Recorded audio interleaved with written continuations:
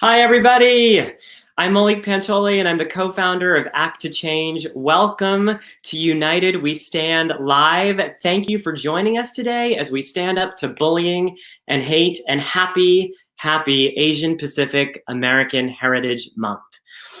Today, May 18th, marks what would have been the 65th birthday of Vincent Chin, a Chinese-American man whose murder in 1982 sparked a national civil rights movement and brought together our diverse Asian American communities in solidarity.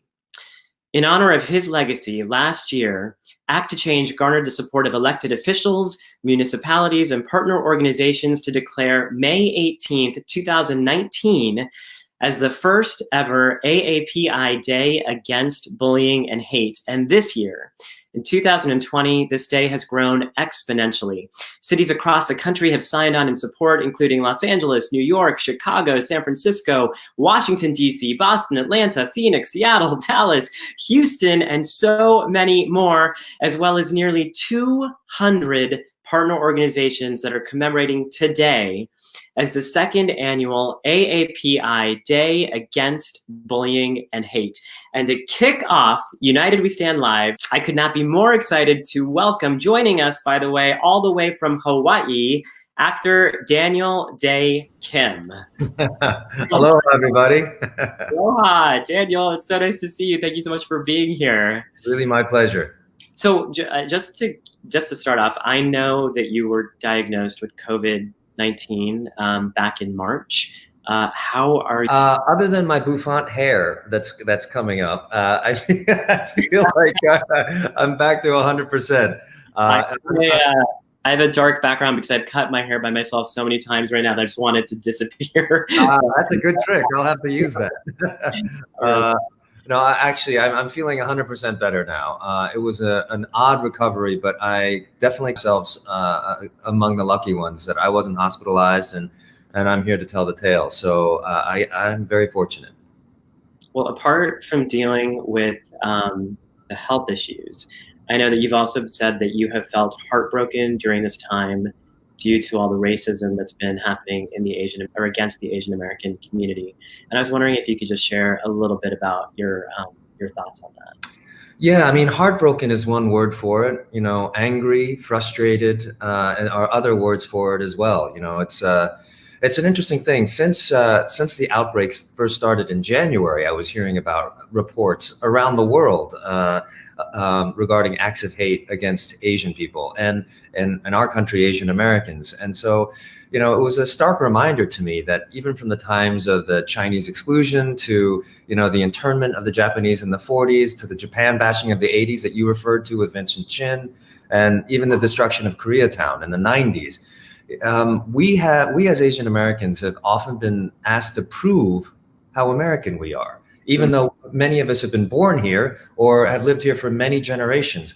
But we are asked to be taken to task for what happens a continent away, thousands of miles on the other side of the world.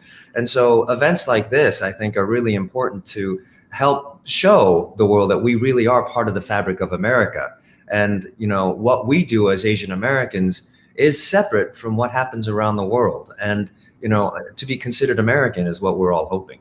Yeah. I personally really appreciate you talking about that. I know as a kid, I think I had this idea of what being American meant. And for some reason in my mind, it meant suppressing the parts of my heritage, the parts of my culture that I wanted to celebrate. And so I appreciate you talking about this notion of we are American enough just by being American. So thank you for saying that. And just to jump off on that, I know that you have been encouraging young people to actually celebrate their Asian American pride during Asian Pacific American Heritage Month by sending you TikTok videos and Instagram stories celebrating their Asian pride. And I'm wondering if there's one or two that really stand out for you as particularly meaningful or moving or funny or anything really. Wow, so many. First of all, thank you for bringing that up, because the whole reason I did that was because, there's so much bad news out there. You turn on the news and it's almost like a horror movie every day. And, especially during Asian Pacific American Heritage Month, I thought, why not celebrate what it means to be Asian American? And why not show the ways in which we take pride in being Asian American? And for those friends of ours or even family who are not Asian American, what are the ways that they value the Asian Americans in their life? And so Lana Condor and I started working together, and we just started taking TikToks and reposting them and Instagram stories, because we just think it's really great to show the positive side of all of it. And we've gotten some really great responses, really funny ones, really heartfelt ones. The ones that speak to me the most are the ones that are light in tone, but yet still have an awareness of how much they value exactly what you just said, how much they value being American, but also celebrate their own culture. Because ultimately, we want to find a place where being Asian enhances what it means to be American.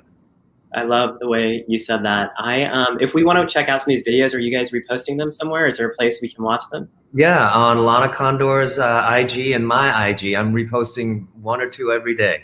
And they're a lot of fun. Amazing.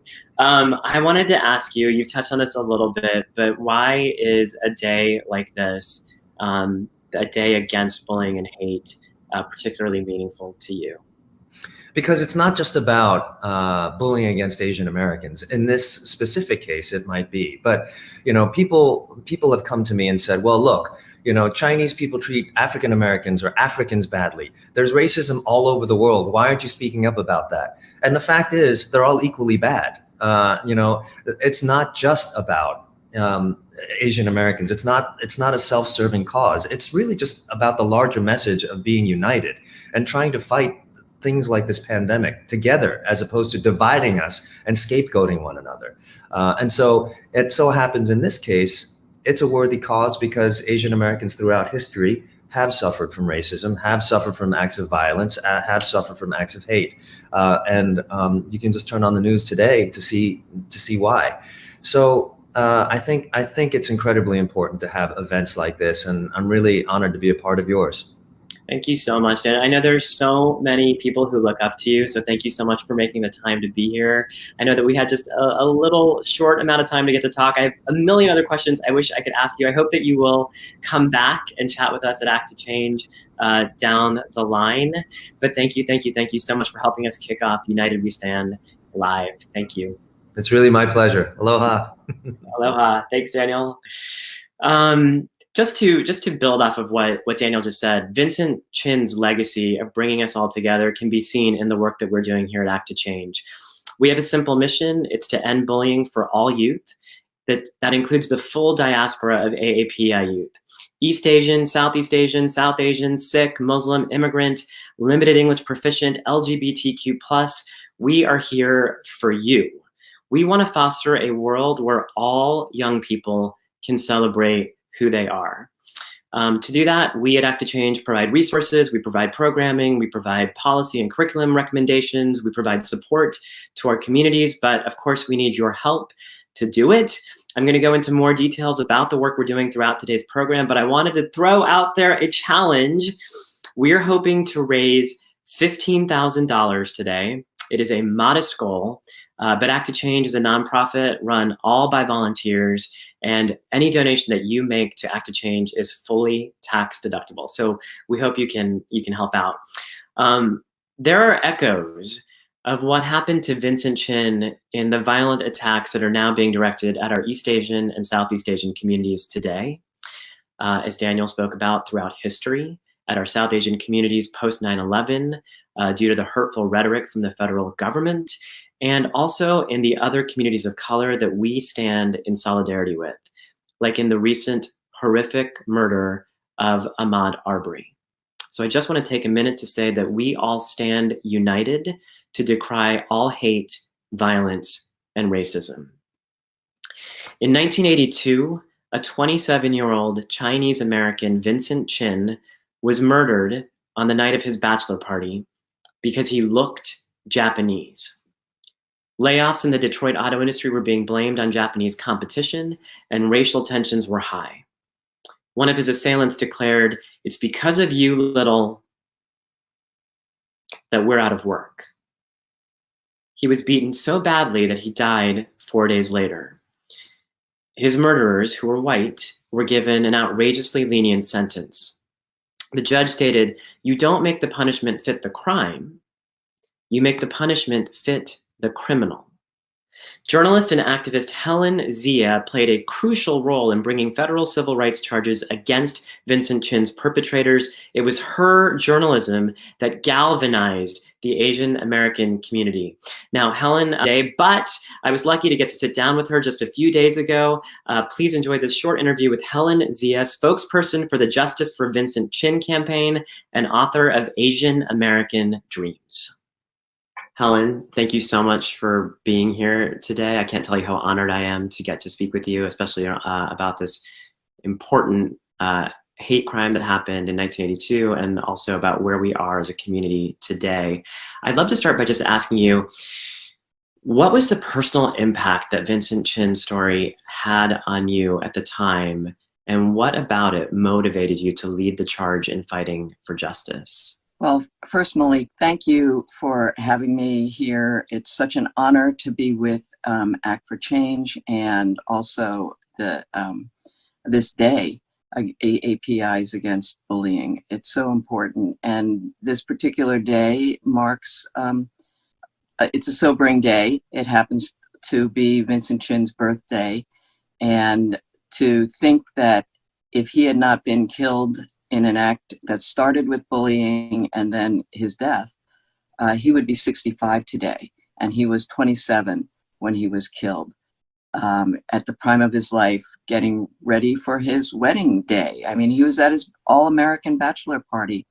And what it has really signified is the coming together, first of all, of Asian Americans who at that time did not define themselves as Asian American. We all were more connected to our ancestry, our ethnicity of, you know, Vincent Chin was Chinese American. It would have been the Chinese American community identifying solely as Chinese American, as opposed to Japanese American, Indian American, Vietnamese American, Filipino, Korean, you know, which comprised the majority of the Asian American ethnicities in the Detroit area at that time, and very small in number.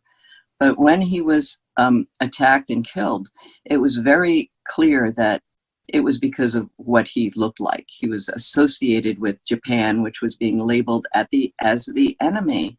And it's a time that is so starkly similar to where we are today, where anybody who looks Asian, in particular East Asian, but really it doesn't matter. An Asian face is enough. If somebody is angry and filled with hate and inclined to racist acts, it doesn't matter. They'll become a target, just as Vincent Chin was. But beyond the sadness of that tragedy, it really is, you know, what came out of that is so important. that Asian Americans of all stripes and backgrounds and languages and class backgrounds, genders and sexual orientations, religions came together. Came together because we all knew that this affected all of us. People of conscience from all walks of life actually came out to support, Asian Americans in Detroit and beyond. And certainly in Detroit, which then and now is a city that's majority African American, we cherished the support we got from the African American community then.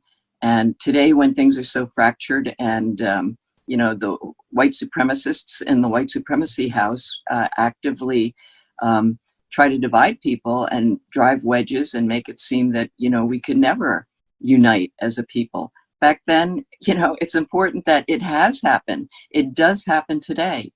And out of that came very important things, advocacy, support for not only Asian Americans, but making a difference for all Asian Americans. And on this day in particular, to come together to fight hate crimes which include bullying and attacks, that encompass beyond race, but also immigration status, perceived gender, perceived ability or disability, perceived sexual orientation, things that back then could never have been imagined. Even immigrants like Vincent Chin, there was a debate whether he should be protected by federal hate crimes law. And so out of that tragedy came people, banding together to fight for things that may have made a difference for all Americans. So I think that's what I try to remember on this day. And thank you. Thank you so much for stopping by, Helen. We're so grateful. And thank you for all the work that you've already done and continue to do. Thank you. Thank you, Malik. All right, next up, we have two inspiring people who use their platforms to inspire others. Please welcome actor Hudson Yang from Fresh Off the Boat. Hey, Hudson. How's it going? Good to see you. And Emmy Award winner and co-host of The Real, Jeannie Mai. Hi, how are you doing? I'm good. Thank you for being here. Do you know each other? Yes. Yeah. I love Hudson because every time I see him on the red carpet, I know it's about to be lit. We had Hudson on for an Act to Change COVID combo, these webinars that we're doing. We had him, you helped launch our very first one, Hudson, and it has grown exponentially since then. So thank you so much for that. And by the way, I thought of that because of the lit comment, because Hudson brought so much life and so much joy to it. So thank you for that. Hudson, you have been a strong supporter of Act to Change since the beginning. You just joined our advisory council, which we are all so excited about because we definitely want the voices of young people driving the direction of our work. So we're super thrilled about that. I just wanted to ask you, why is standing up to bullying and hate important to you on a personal level? I mean, one thing to me is that I was also bullied when I was younger a lot. Like, not just because I was Asian, but also because of the way I looked and the way I acted, like physically and verbally. And so I feel like I know how much that that hurt and how awful I felt every day when I came home from school. And I want to make sure that no one else feels that. It was just such a horrible feeling, and I know how much people are affected by that, even if they don't show it on the outside. And it just is such a big issue. And I'm really emotional about it whenever I hear about people getting bullied or people getting hurt. I really appreciate you sharing about that so honestly and openly. Do you have any tips for young people on things that made you feel better through it, or the ways you got help? I mean, I had a couple friends who were just always really there for me. They defended me and talked to me and helped me through it. And also, even though it's scary, telling someone about it, because I didn't want to tell anyone because I thought I would get even more bullied. But then one day I did. And I ended up actually making friends with the person who bullied me, right? I was able to find out why they were doing their motives. And we actually started talking about things. And that's when things got better. Right, the person who bullied me started showing me things that happened to them, and we started bonding over certain issues that we both had, and then the bullying started to stop. That's amazing. I think that's such an important message that the idea of like that we can build understanding by actually having conversations and getting to know each other better and maybe diffuse hate that way is such an incredible message. Thank you so much, Jeannie. I want to bring you in to the conversation. Jeannie, you are so inspirational. You inspire people through fitness, through fashion, through changing people's mindsets by allowing them to feel more confident in who they are. You also wrote an article for People magazine about the rise in anti-Asian racism.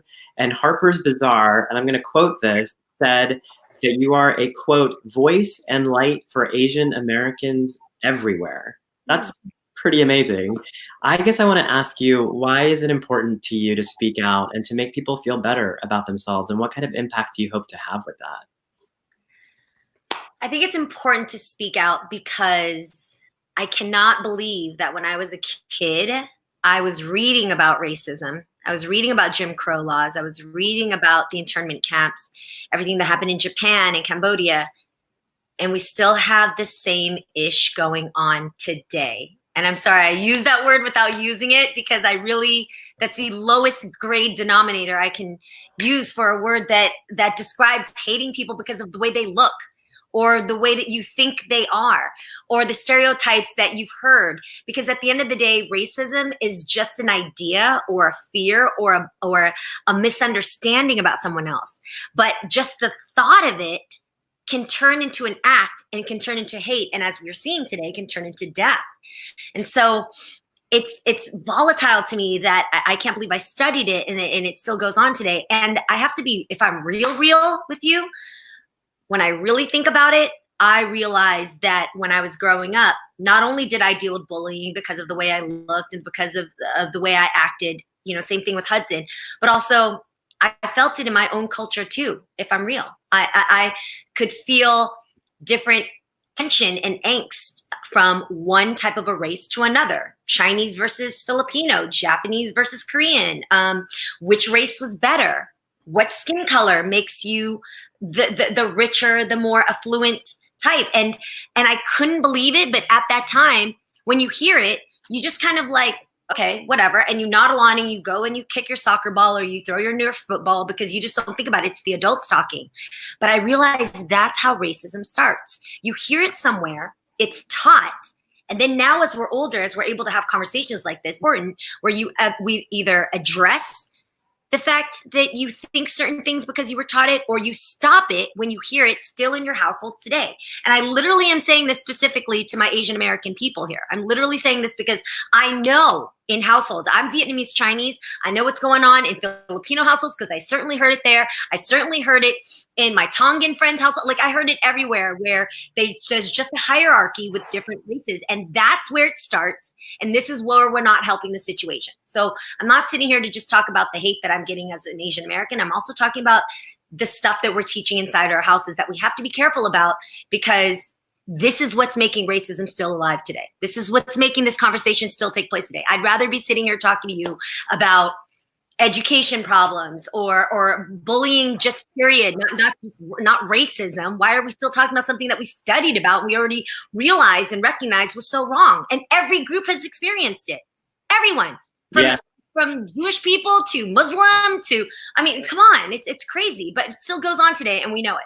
I so appreciate you bringing that up, and I don't know, because I know you guys were like in the waiting room, so I don't know if you got to watch the Helen Zia video, but she really touched on how the Vincent Chin murder brought disparate Asian communities together, possibly for the first time in this country. And I think that's so important. I think that also everything else that you said, we at Act to Change, we have the full diaspora again of Asian American and Pacific Islander, the Asian American and Pacific Islander community, and that includes Sikh American and Muslim American and includes South Asian and Southeast Asian, and we are all one community. But not only are we one AAPI community, but we are also one American community, and we have a big responsibility to stand together with Latinx communities and African American communities and every other community of color or not even of color that needs solidarity and support. So thank you so much for saying that. I actually did not know that you were bullied as a youngster, and so I would ask you the same question that I asked Hudson. How did you work to overcome that? And do you have any words of advice for young people today who might be struggling? You know, I have a love-hate relationship with the way that I dealt with it. And that is, I just kept on pushing. I remember, what I mean by that is, I remember the first time we had, I don't know what you would call it, a hate act towards us. My aunt had this beat up Datsun that she drove, and we had 15 people living in a 3-bedroom home because my parents immigrated here, and when they kind of made enough to sponsor the rest of the family, there's 15 people living there. So I know a lot of neighbors had a lot of things to say about our house, but it wasn't until somebody came and spray painted the word gook on my aunt's car that I was looking at it like, huh? What does that mean? Like, and I was looking at my friend who was Latina, and I was like, what does that mean? She's like, I don't know. And I walked into my household and I asked in Vietnamese, like, what does that mean? And nobody knew. And all of a sudden I felt someone push me aside, and it was my aunt, the owner of the car, walking straight out with a bucket and some soap and a sponge, just like, move, I got to get to work. We don't have time for this. And just rubbed it off. And I bring myself back to this because now that we're talking about racism, it actually, until I started doing interviews, I actually remember the first time I was called a chink, and that kids would come up to me doing this, or they would, do my language and talk like quack like a duck and all these different things. And at the time, I kind of like my aunt, I just kind of brushed it off and kept on pushing. And I do remember that the first few times that I got into fist fights, it was because of just that same that buildup of not knowing what to do. So it ended up getting me into fights and getting me what is the word called when you get kicked out of schools? Suspended or expelled? The other one, expelled. Expelled? Oh, gee. Yes, I got expelled from Piedmont High, and I had to go to Milpitas High School, lie about my zip code, and use a different zip code because of all this. But I never processed it because it's just what it was. And I'm a girl from the Bay, and I just always thought like, yo, you got to come out like boxing. It's just that it is. But no, it doesn't have to be that way. And today, I realized that I just kind of ignored it. I just kind of pushed on through it like my aunt. And that wasn't healthy for me, because what it did was it made me completely bypass the pain that it caused me, and later on built up to other areas where I couldn't control my temper, and I couldn't control my emotions, and I couldn't have conversations with people. It just ended up me getting into fights. So I really went through a phase where all of this hate built up to a place where I was a side of Jeannie that I'm not proud of today. And so I say this now to other people, that if you do experience any type of hostility from somebody, take a moment, if you can, to face that person and ask them why. And obviously, if you're in danger, then don't sit there and have a conversation with that person. But wherever you can, sit and actually have a conversation as to what is this coming from? Why do you feel that way towards me? And Hudson, you really shared a dope story about, I don't know how it was that you actually confronted your bully, but in there, hurt people. And I hate that it sounds so cliche, but it's true. It comes from something they don't like about you because they don't like about themselves. And so you're the victim, you're the target. It's so much easier to hurt you, to make it feel better for me inside. And so most of the time, hate crimes come from that. But as we know, in adult situations, it goes terribly wrong, and it's painful for families to deal with. But if we can, at the core, stop somebody and actually be like, yo, wait, hold up. What is this coming from? Are you okay? How can I help you? What can I do for you? Because this ain't about me, bro. Like, if there's somewhere you can have that, therein lies some type of truth where humans connect, and we realize that we really are the same. We have the same issues. We have the same cultures. We have the same situation and stories that we come from. But we need to unfold that to learn it, and we need to connect with the people that are in pain. I so appreciate both of you touching on the idea of educating other people, and that's really something that is very important to us. Make sure people know the issues, and making sure that people understand how hurtful their behaviors can be. And I really appreciate, Hudson, you talked about the way it made you feel, which I'm so grateful for you being open about that. And Jeannie, the mental health issues of stuffing it down and not dealing with it. That's something that we don't talk about a lot as a society.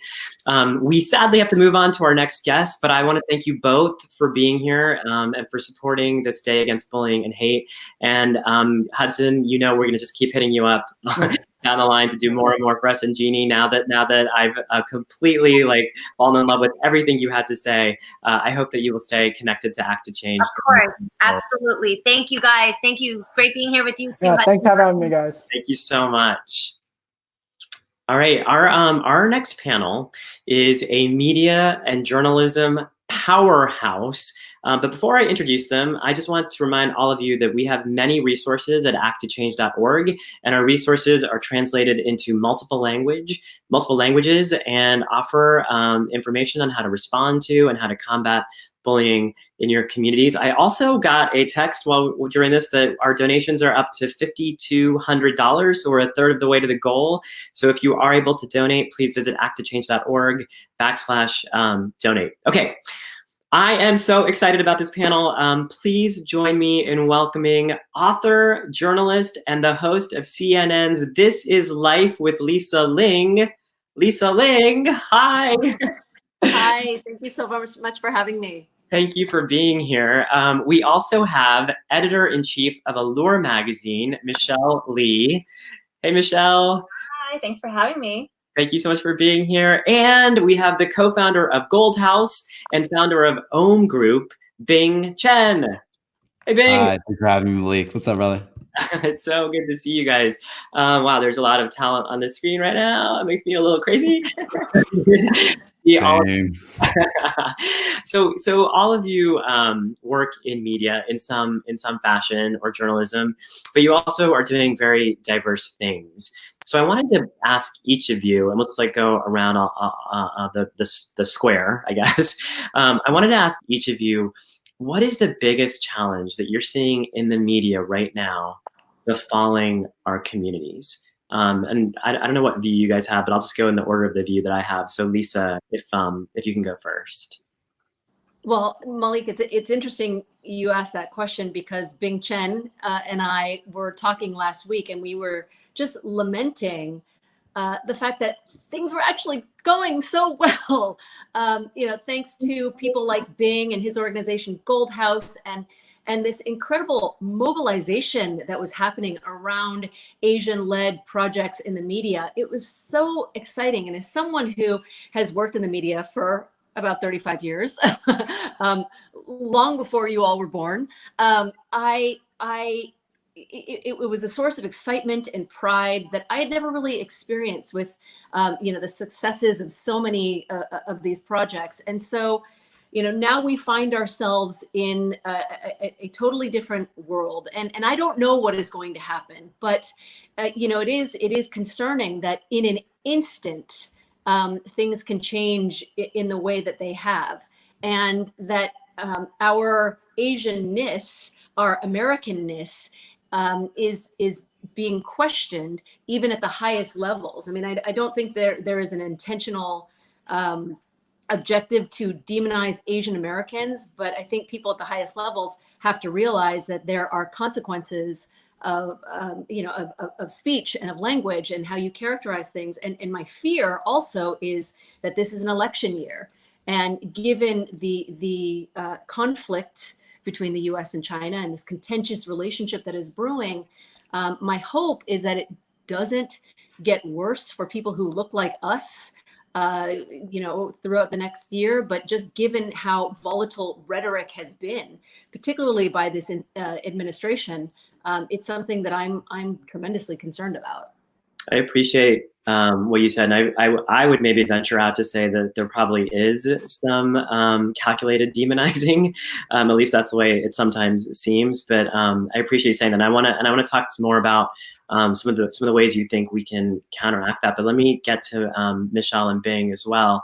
Michelle, what do you think is the biggest challenge happening in the media around our communities right now?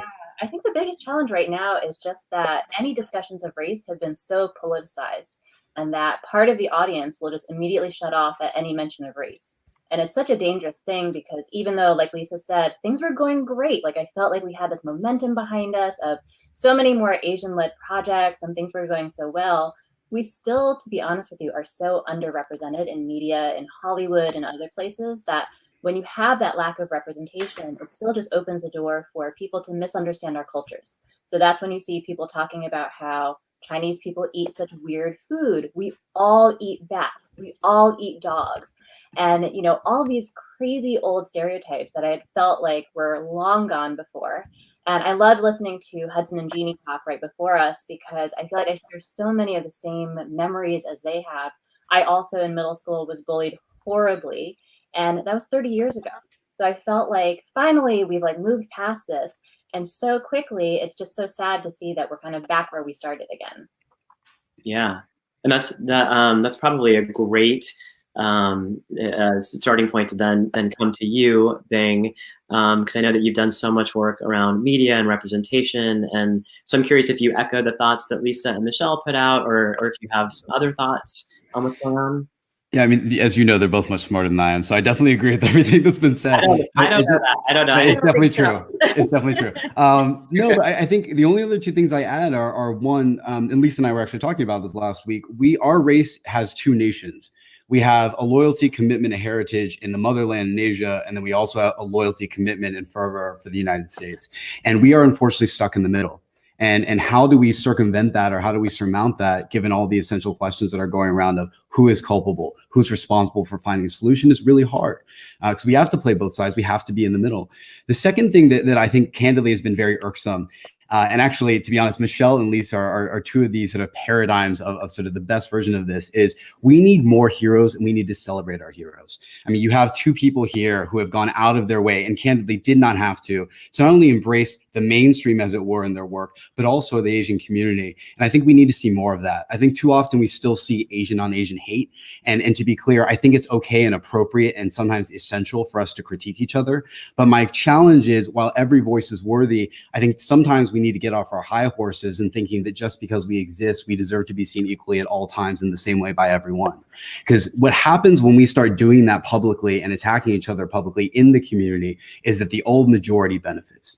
Because suddenly they can look at us, and suddenly whenever they want to support us, they now have the caveat before they support us. And that's problematic, especially when too much of the sort of mainstream community sees us all as one, the same, in a monolith, even though we're not.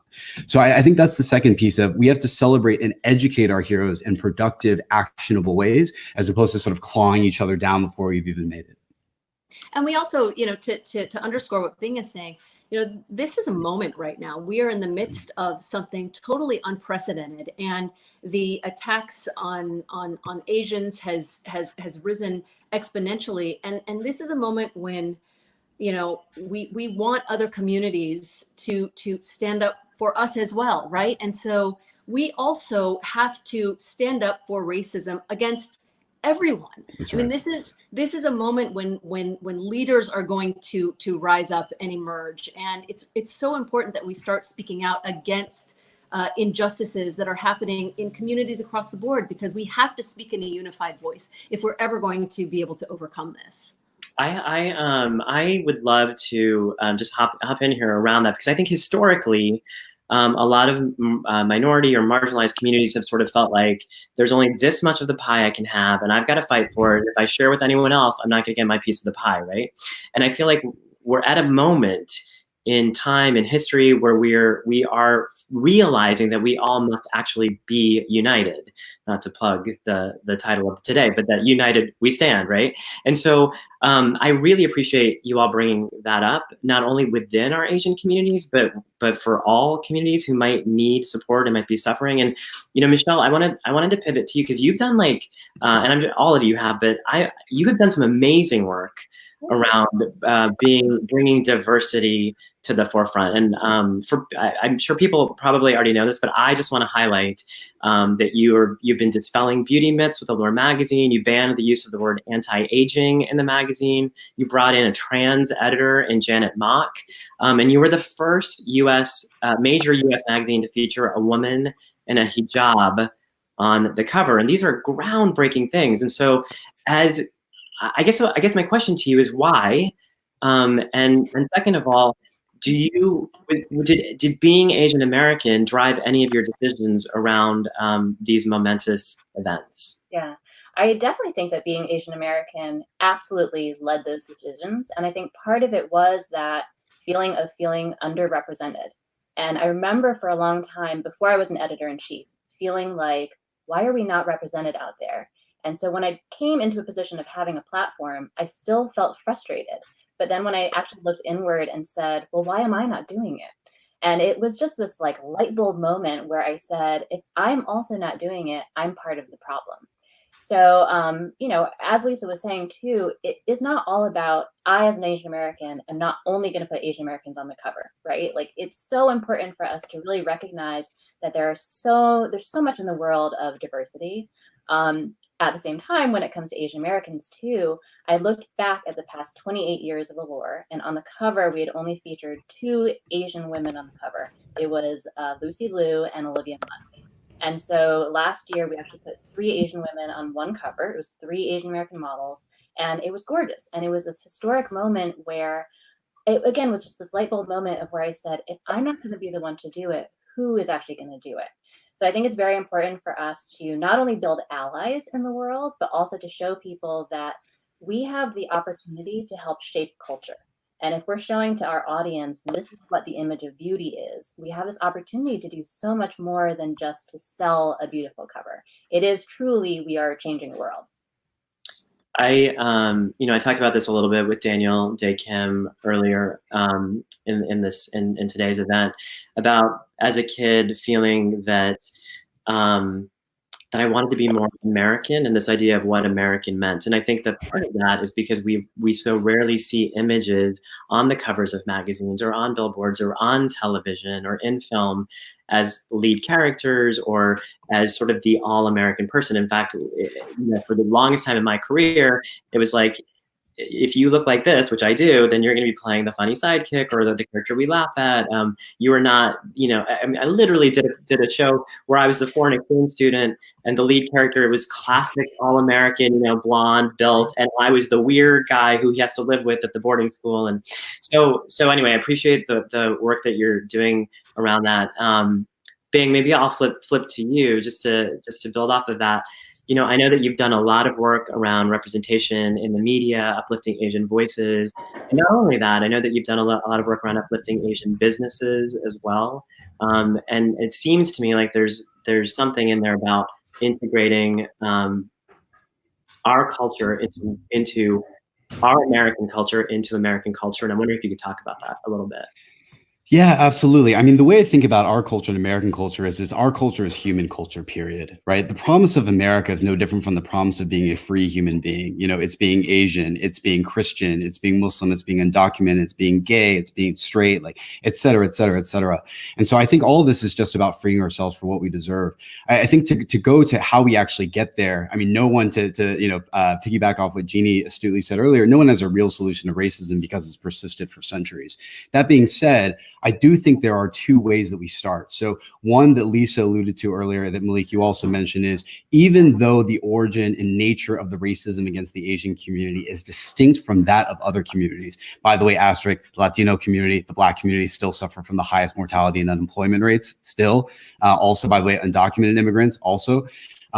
Despite that being different, I think the way that we solve it is actually going to be somewhat similar. And that's why, even though we didn't ask for this form of racism, it is incumbent on us to proactively reach out to other communities and see how we can support them and be consistent in our support for Mr. Arbery, for others.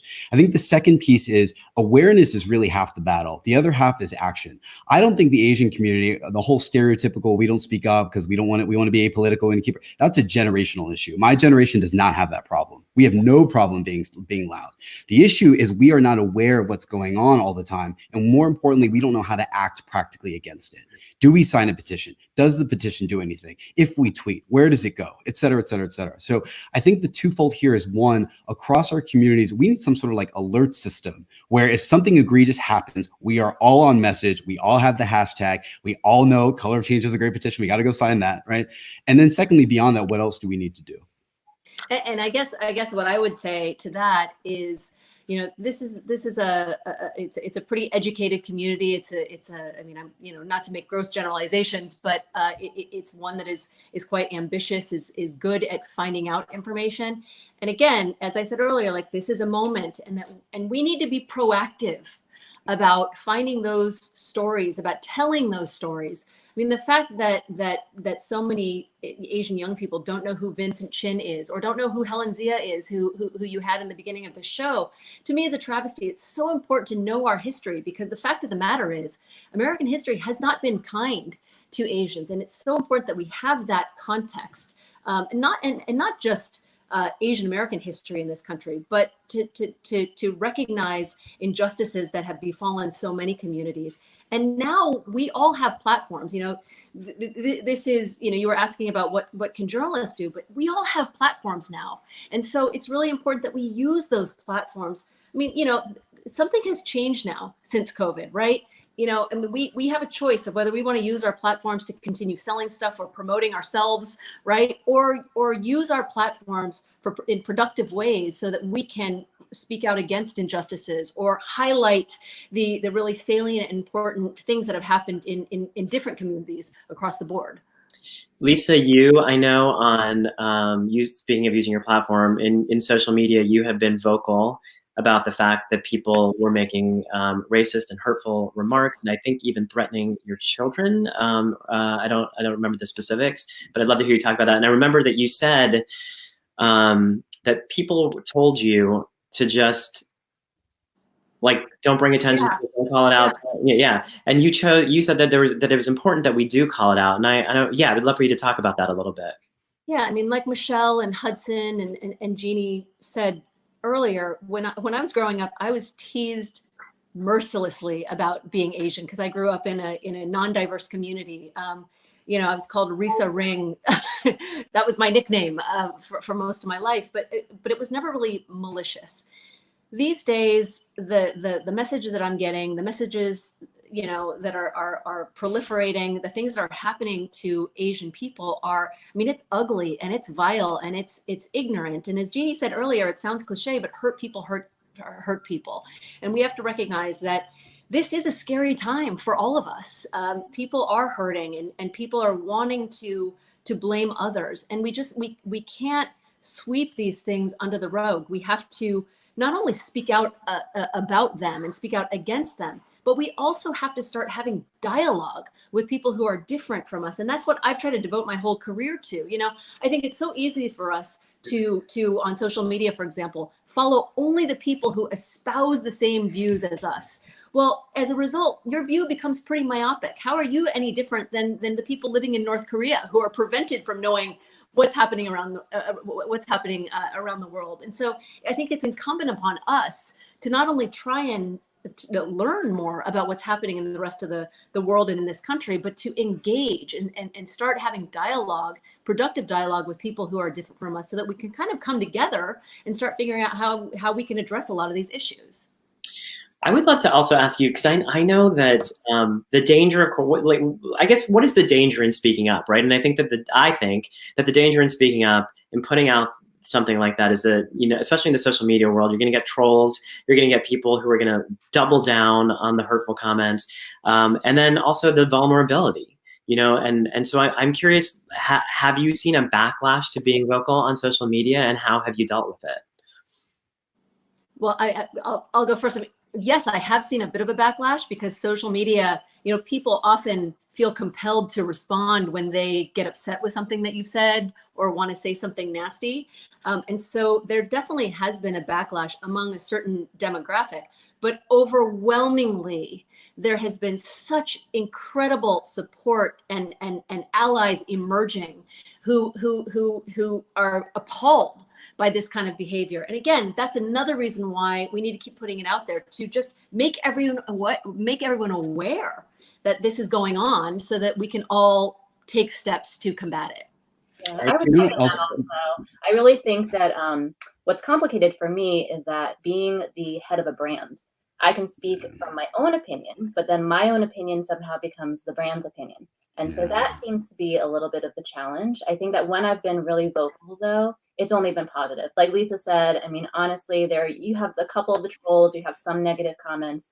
I wrote a letter right after the election, actually, about racism and about how I was really terrified that with our new president, that the rise of racism was going to get very scary. And I had some actual snail mail letters written to me.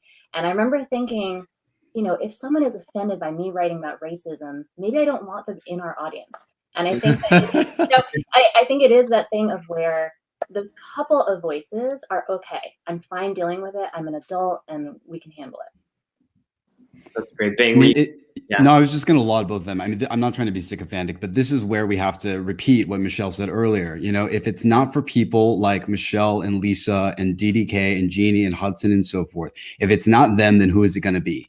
And to what Lisa said earlier, if it's not happening now, when and how long? Right. So I think this is what courage looks like. This is unfortunately what it's going to take. And as Lisa mentioned earlier, either you're down with it and you're going to move with us, or you're not. The end. This is, by the way, I think, you know, so important. Obviously at Act to Change, we're focused on young people and the ways that they're being bullied, and by bullying, I mean, not only verbally, but physically attacked or hurt in other ways. And so, but cyberbullying is a big piece of that. And so I think it's really important for them to hear that it's something that you are also dealing with, and that you're still continuing to have a voice and put yourself out there. And I hope that if there's young people who are watching today, that they find some solidarity in what you said. I'm so grateful for that. I do want to. So we started this off, and I think we've been pretty much talking about it, but we started with this off, and I feel like I heard a consistent thing from all three of you that in terms of sort of our place in the world as an Asian American community, we were at a certain place before COVID-19, and now it feels like we have fallen down to a place where we have to maybe climb back up. And I just want to ask you, you know, we have, of course, talked about various ways to do this, but what are things that someone who is at home right now who wants to support or help or keep our communities thriving, what are things that they can be doing? And I know it's hard to do these conversations with so many people on a computer, so I'll just pick someone to go. Bing, how about we start with you? No. I'm going to spitball. I'll give you three. One is representation matters, period, because what people say is what they believe. So when you see someone like Lisa Ling on her daily show for COVID, when you see the next magazine from Michelle Leavaller, you need to buy it. You need to put it on. You don't have to watch it. It needs to be on, though, because we need to count the streams. We need to count the numbers, because if we get the numbers up, then suddenly language starts to proliferate. Number two is success. Financial capacity matters because it sustains the reality of representation. So if you have a small and medium-sized business, especially if it's owned by a marginalized founder, you need to buy from them every single day. We all love McDonald's. We all love Pizza Hut. God praise pizza. But you should also be buying from SMBs, and you need to buy extra hard from them in the next 2 years, because that's how long at least it's going to take to get out of this economic rift. Number three is, I go back to what we said earlier. We need unity not only across all of our communities, but we need a system that activates all of us. I hate to use this hackney example, but it is the best one. The institution that is known as Black Twitter is so powerful. And so how do we institutionalize something as informed and rapid as that across the community, so that we're all aware and that we're all consistently making thoughtful noise that is actionable afterwards? Amazing. Thank you for that. Thank you. Yeah, you did it. Three in. I only asked for one. You go now. Lisa, what about you? You know, I would just say to the young people who are tuning in right now, be a force for good, and think about who you are and what you stand for. And if you have issues or take issue with, you know, injustices that are happening by rampant racism that is being stoked, speak out about it. Because even if your network consists of a couple people, they have a network of a couple people, and they have a network of a couple people. And that is what this is all about. It's trying to be this force. And again, this is such a unique opportunity. There are so many people out there who are truly hurting and who are scared. And, you know, to me, like, what better face than an Asian face to be able to hold your hand and say, it's going to be okay. We're going to do this together. We're all in this together. And if I can help you, please call on me, because I am willing to do it. You know, I mean, at the end of the day, just focusing on this idea that we are all of the same race at the end of the day, you know, and that we need to take care of each other. Thank you for that. So beautifully said. And also I love that it's something that we can literally do today, right? It's like literally just be there for somebody else in a really meaningful way. So thank you for that. Michelle, 1 to 3, no, just kidding, ideas on ways we can. I know Bing was saying that to be loud is a generational thing. And I think I'm honestly of a different generation from Bing, because growing up, I think that I still was of that generation of where people sort of said, just stuff it down, don't talk about it. So my advice to people is really to be loud. And I think we always assume that kids today are so woke that they'll kind of call out everything. My fear is that they are sort of being moved a little bit more into this generation of being quiet again because of what's happened.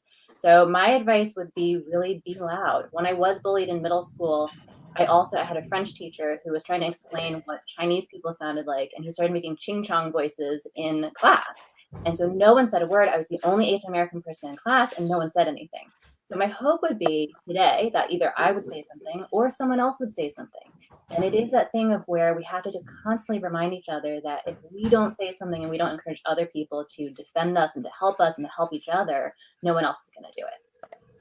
I appreciate that. And I also, that's not an uncommon story where the teacher themselves is not educated enough culturally to understand the implications of a racist act. When we started Act to Change, we did 29 listening sessions around the country, and the one story that really stood out for me was a Sikh American student who wore a turban to school, who raised his hand and said, "I didn't hear the question," and the teacher said, "Well, maybe if you took that thing off your head, you'd be able to hear better."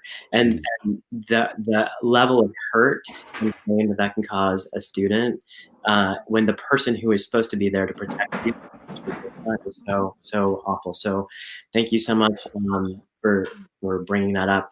I want to be cognizant of time, and we probably have to end soon, but I just wanted to say, I think there's an idea in journalism that you sort of have to erase yourself and be all factual. And of course, facts are so key. But I also think that all three of you have really used your own platform and your own particular voices to highlight the things that are so important to not only our communities, but to being human beings.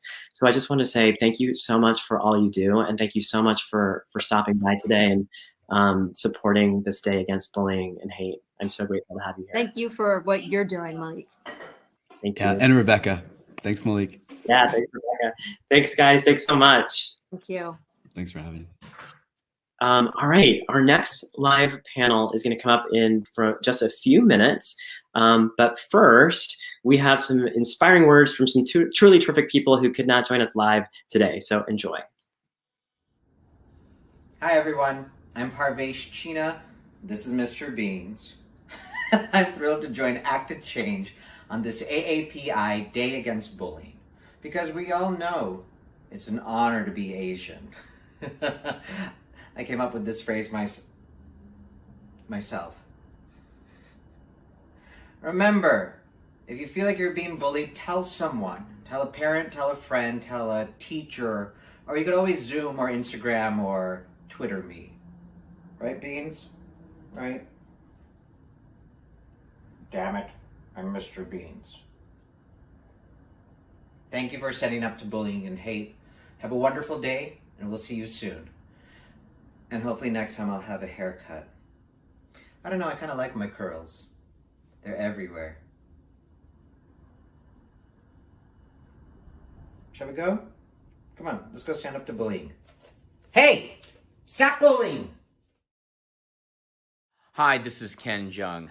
Bullying, discrimination, and hate crimes against Asian Americans and Pacific Islanders have been on the rise during the COVID-19 pandemic. We must stand up to the xenophobia and racism. Please join Act to Change on this AAPI Day Against Bullying and Hate, because now, more than ever, we must all stand up to bullying and hate. What's up, everyone? I'm Celia Au, and I'm super excited to join Act to Change on this AAPI Day Against Bullying and Hate. I mean, ever since COVID-19, the AAPI community has been blamed and attacked for a virus that we have no control over. And throughout history, we have learned that violence, discrimination, and hate never help solve any problems, nor cure any diseases. So why do it? Rather, why don't we just all get together and help find a cure or help one another in need in our community? Humanity is stronger together, united. And my parents have always taught me that ever since I was a kid, if someone bullied you, you should stand up and speak out and tell your story, because that is the only way we can invoke change. So let's all come together and let's make this world a better place and get rid of discrimination once and for all.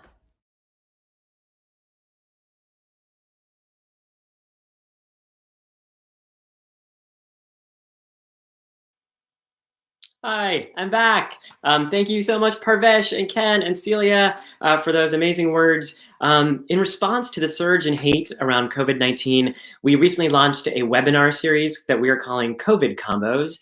And our guests have included the 19th US Surgeon General, Dr. Vivek Murthy, actor Randall Park, and basketball player Jeremy Lin, among others. Those conversations have reached tens of thousands of viewers and provided hope to so many people. So please remember that your help, your support helps us to continue this kind of programming. So please make a donation if you can.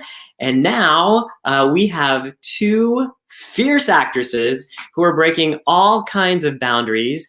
We have Purna Jagannathan, who plays Nalini on Netflix's hit Mindy Kaling created Never Have I Ever. Hi. Hi. Good to have you here.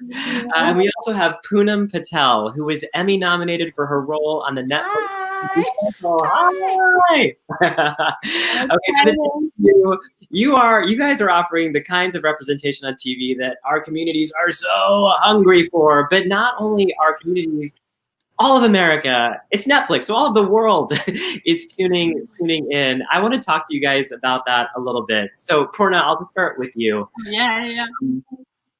Why is having diversity on TV important? And I want to particularly ask you, what do you think the impact of Never Have I Ever, which by the way, I think was the #1 streamer, yes? For around the world. It was insane. Around the world, featuring an Indian American family.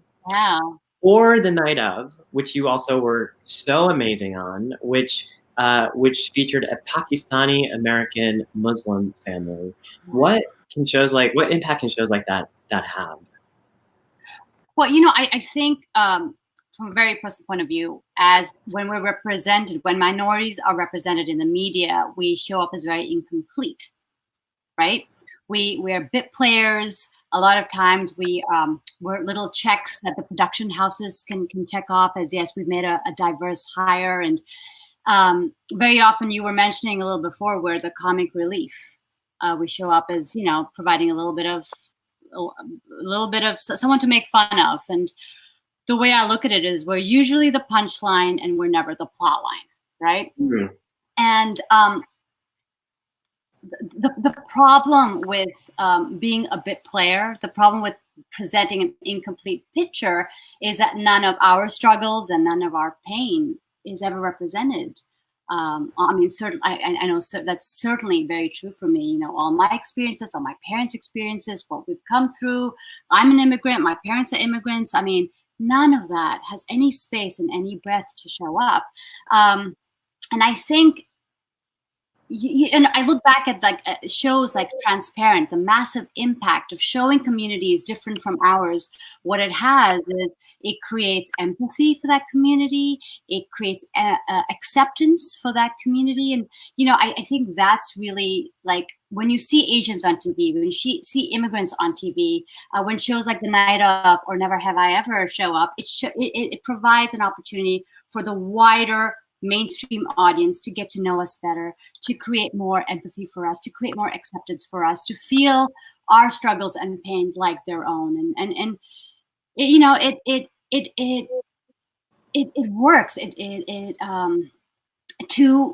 The Night Off and Never Have I Ever have two Asian leads at the center of it, and that's amazing. We're not steeped in caricatures. We're not steeped in cartoons. We're not bit players. And it's empowering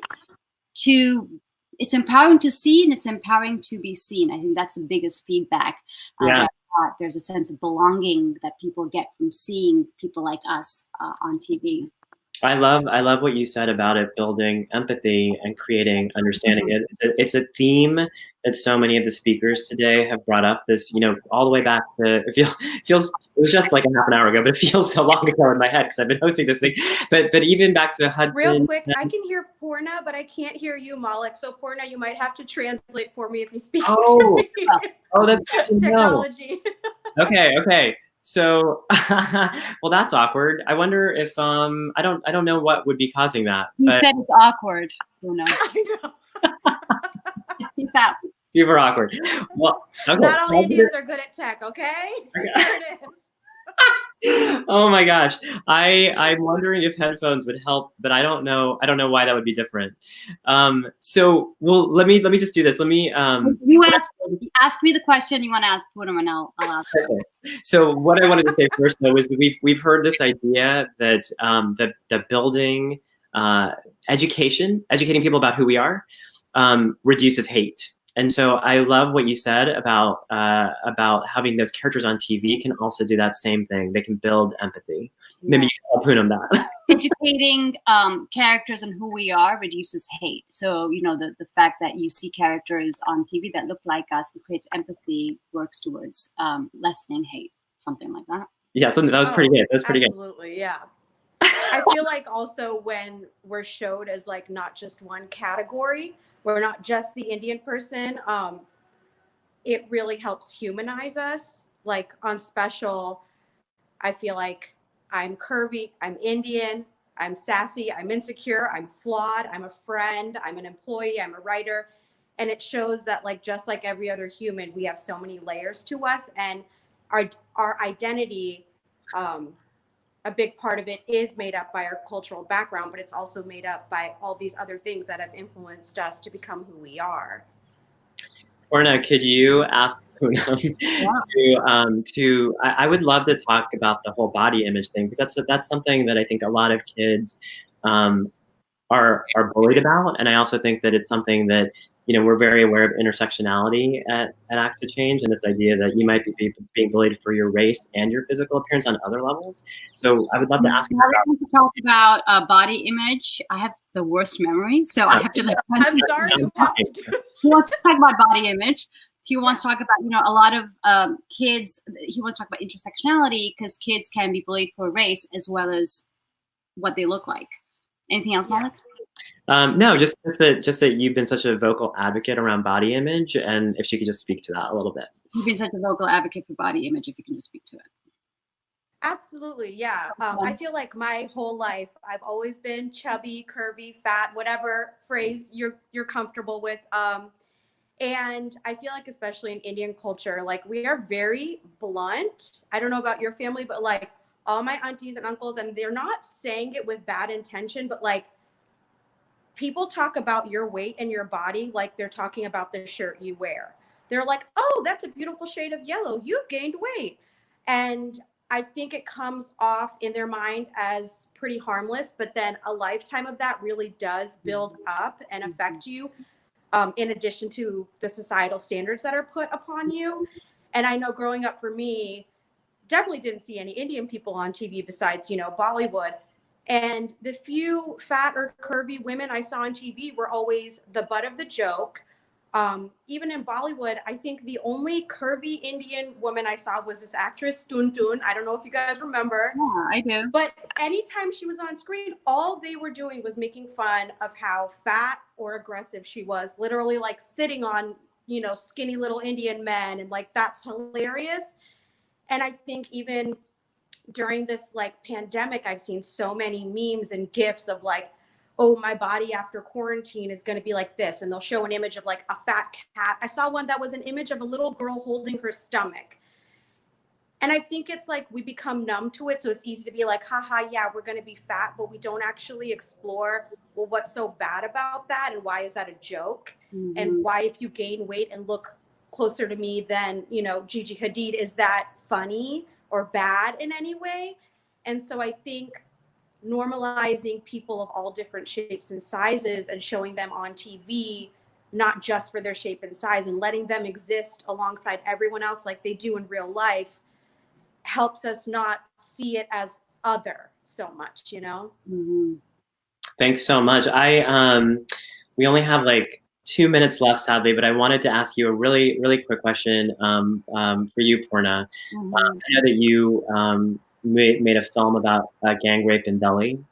And I think that there's a connection there around taboo topics and things we don't like to talk about as a culture. And certainly a lot of kids who are bullied internalize the shame and don't know how to speak up about things that are happening to them.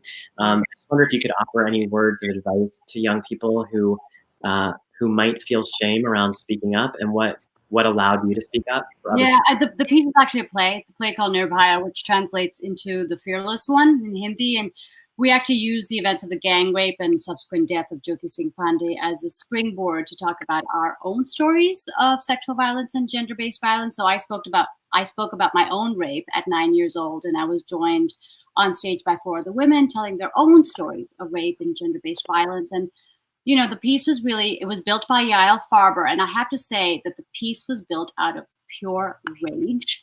And as an Indian woman, being rageful is not something that I'm used to or encouraged to embrace. But when the incident happened, when the gang rape happened, the whole country was outraged, and I was completely beside myself with being livid. And it's because all of us had been silent for so long about this violence and shame that we've carried for so long. And, you know, when I got happened in Delhi, I and everyone else was like, enough is enough. I'm done. I'm done thinking that it was something I did. I'm done thinking it was my fault. I'm done being shameful about it.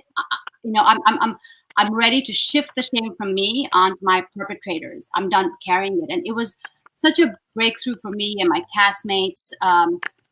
We did this in 2013, and you know what we felt coming at us, the tsunami of what we felt coming at us was the beginning of the Me Too movement. You know, it was every night the audience would get up from their seats and say, "This happened to me too, and I'm done with it too." I will say after, you know, it was pivotal. I turned 40 the year that I did it, and I will say my mental, my physical health has hugely shifted and improved from speaking my own truth. I occupy space very differently. I'm unafraid of anything that's happened to me because it is my story. It's kind of like owning the events of your own life, your own story is the most powerful thing you can do. It's the same for bullying, you know. Thank you so much for saying. I feel like so many kids who are watching today, and hopefully Poonam, when she goes back and watches this herself, will be so, well, she can hear you, but she can't hear me, but will be so so moved and so inspired to hear that actually sharing their truth allows that kind of physical and mental freedom. So thank you so much for sharing that. I wish we could spend so much time together, but I have to move on, sadly. I am so grateful to both of you. I have to go. I'm so grateful to both of you for being here today. Thank you for having us on such an important channel. Really, thank you for all your work. Thank you, Poonam. Thanks, Poonam. Thank you guys so much. Bye, guys. Bye. By the way, I'm so that was so awkward to not be able to have that conversation, but Poonam, along with Hudson Yang and several community leaders, participated in a live in-person, remember when we could do that? Act to Change youth conference in LA called Strength in Solidarity, Building Communities of Kindness. We brought youth together to explore their identities and what it means to be fully themselves. Just a reminder that your donations help us to be able to continue that kind of programming. Okay, a few more people sent us the messages they want you to hear. Please enjoy these videos, and in a few minutes, we're gonna be live with Cal Penn and John Cho.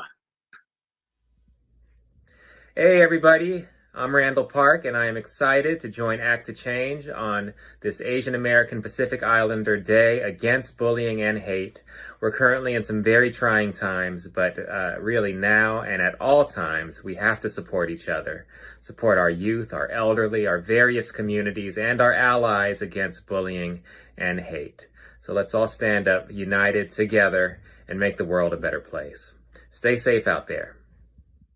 I'm Shirlane McCrae, and we're happy to join Act to Change on this Asian American and Pacific Islander Day against bullying and hate.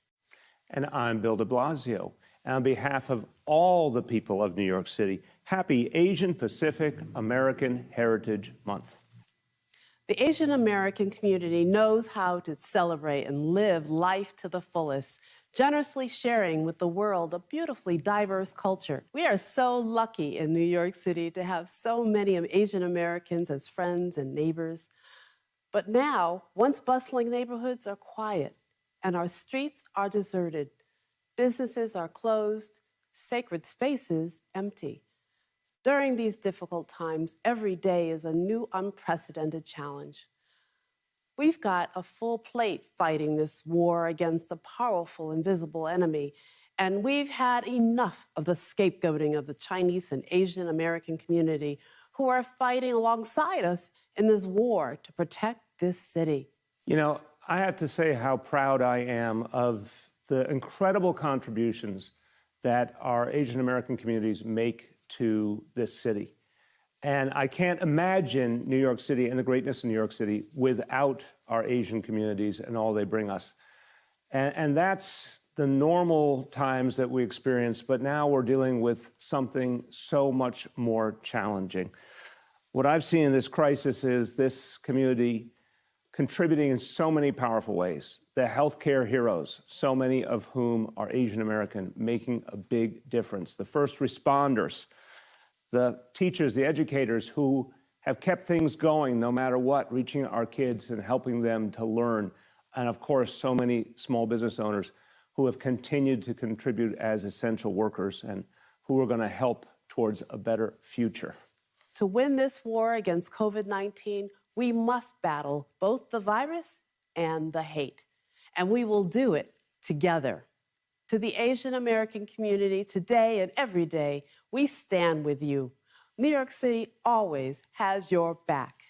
Thank you, Shirlane, and thank you, Act to Change. This campaign is called United We Stand, and I could not think of a more fitting and meaningful name. Look, we're going to get through this crisis together. That's the only way. And I truly believe New York City will come back together, not only as good, but in many ways better, stronger, and fairer for everyone. That's what we will do together. Hi, I'm Sherry Cola, and I'm thrilled to join Act to Change on this AAPI Day against bullying and hate. Asians are no strangers to racism. You know, just getting bullied for the way we look, the way we speak, the way our food smells, you know, because some people just don't recognize delicious when it's right in front of their face. But things have gotten really ugly since this global pandemic, and it breaks my heart to see a Mulan poster get vandalized. It's so unnecessary. And especially as an immigrant, I always felt foreign growing up, and I feel like we've worked so hard to prove that we belong in this country, and now we're just taking so many steps back. Yeah, now more than ever, we have to raise awareness around this issue, which is why this is so important, this video. You know, we have to have each other's back and stick together as a community and just pray for better days, because I 100% believe that we'll rise from this and we'll be stronger in the end. I'm here to support the efforts of Act to Change to raise awareness against bullying towards Asian American Pacific Islanders. When people exhibit this type of negative behavior, they don't know what they're doing, they're unconscious. And when we see things like this happen, we need to stand up and raise our voices, not just for our own community, but for other minorities as well. It sucks that during the environment of this pandemic, a lot of this hatred has been targeted towards Asian American Pacific Islanders. So let's support our community and stop the ignorant spread of this disease. Hi everyone, I'm Congresswoman Grace Meng from Queens, New York. I'm pleased to join Act to Change on this AAPI Day against bullying and hate, and I commend the organization for bringing attention to this important issue. I'm grateful to the many individuals and organizations across our country that have come out strong against this discrimination and acts of hate against AAPIs. Whenever we see or hear about injustices taking place, we have a responsibility to make our voices heard. That's why I introduced House Reso 908, which condemns anti-Asian sentiment in relation to COVID-19. And it's supported by 145 of my colleagues. And I'm grateful to over 450 organizations who have come out in support of it. I also recently introduced the COVID-19 Hate Crimes Act to ensure that the Department of Justice addresses the injustices that our shared communities are facing. We must publicly proclaim that this xenophobia, scapegoating, and violence is unacceptable. Despite the challenges of COVID-19, with the support of our AAPI youth and communities, we will rise above intolerance. Together, let's stand up against bullying and hate. Okay, coming up in just a little bit, we have Padma Lakshmi and Tan France. But before that, these two made a movie that finally allowed every AAPI kid to see themselves on the big screen. It was iconic, it was hilarious, and it became the first Hollywood franchise with Asian American leads. You know it, it was Harold and Kumar. Please welcome Cal Penn and John Cho. Yo! Hey guys, what's up? How you doing? I'm doing okay. How are you doing? Yeah, good. Good. John, how are you? All right. It's the weather's getting a little rainy outside today, but it's welcome over here, Southern California. I hear ya. Well, this is a pretty fun reunion. Thank you guys for doing this together. Obviously, Harold and Kumar was just the beginning of very long, illustrious, important, and groundbreaking acting careers for both of you. I think a lot of our guests probably know that part of your work. So I really wanted to focus on the work that you both have done to support our communities. And Cal, maybe I could start with you. We both had the privilege to work under President Obama. I served on President Obama's Advisory Commission on Asian Americans and Pacific Islanders. But this was a volunteer. I mean, I was appointed, but I still had my other life. You left a full-time acting career. You took time off from the acting career to serve as Obama's Associate Director in the Office of Public Engagement. And part of your role was outreach to the AAPI community. And I wanted to ask you, why did you do that? Why was that important to you? Well, thanks. Great question, and one that I actually feel like I share with a lot of other people. So, it was like 10 years ago, at a time that seems very different now, but, the Obama campaign was in full swing. I went to go and volunteer for the then senator. He ends up winning, and like a lot of people who had worked on his campaign over that year and a half, I had an opportunity to serve our country. So I was sort of like, okay, well, yeah, I'll take a sabbatical from my first love, which I will come back to at some point, and serve in DC. And mostly I worked on outreach to young people and outreach to Asian American Pacific Islander communities. And it was, it was a priority for the president that all communities have a seat at the table. And advocates, as you know, have a huge role to play, but so do policymakers. And so he wanted to make sure that there was somebody on his outreach team that was there for the community, just like he had folks who dealt with Irish American community, the rural communities, urban, Latinos. There was literally somebody for everyone. And since the AAPI umbrella is so huge, there are so many different communities within the diaspora, all of which have very different immigration experiences or needs or healthcare. It was an amazing opportunity to both learn and to serve. I really appreciate what you said about there was something for everyone. Act to Change started as a White House campaign during the Obama administration. We're obviously now our own nonprofit.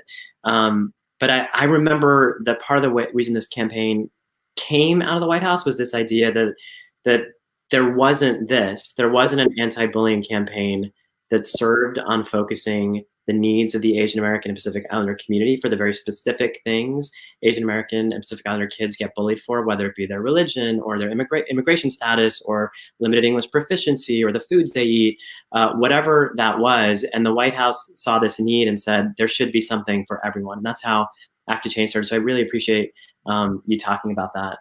John, I voraciously read the op-ed that you penned for the LA Times about the current racism due to the coronavirus. And one of the things that really stood out to me was you said that as a kid, your parents used to tell you to be careful before you'd go outside, and now you feel like you have to tell them that. And I just wanted to talk to you about that, about what compelled you to write the op-ed in the first place, and what kind of impact you hope being vocal around the subject will have. What compelled me to write that was, you know, that was very true that we were just getting, it felt like we were getting text messages with, you know, stories of hate from people we knew so much. These stories were circulating. I'm sure you've had the same experience, Cal. I'm going to bet you've had the same experience. And, you know, we just knew a lot of people who were calling their parents and saying, you know, take special care out there because those are the people we worry about the most. And it occurred to me that it was so backward and so it was so non-progressive. You know, you'd think that our parents would be protecting us and we would be protecting our children, but rather we had to go back and sort of make sure our parents were okay. It felt bizarre and strange and worth speaking up about. And for me, what I wanted to accomplish was, I felt that this, the issue of hate crimes toward Asians is complicated by our model minority status and our supposed model minority status. And it makes people think that, you know, hate towards Asians is not a big deal, that it's trivial, that it's not very widespread, and that basically we can handle it because we're supposed to be successful and stuff. And so I thought it was a complicated subject and thought that writing it out was the best way to do it.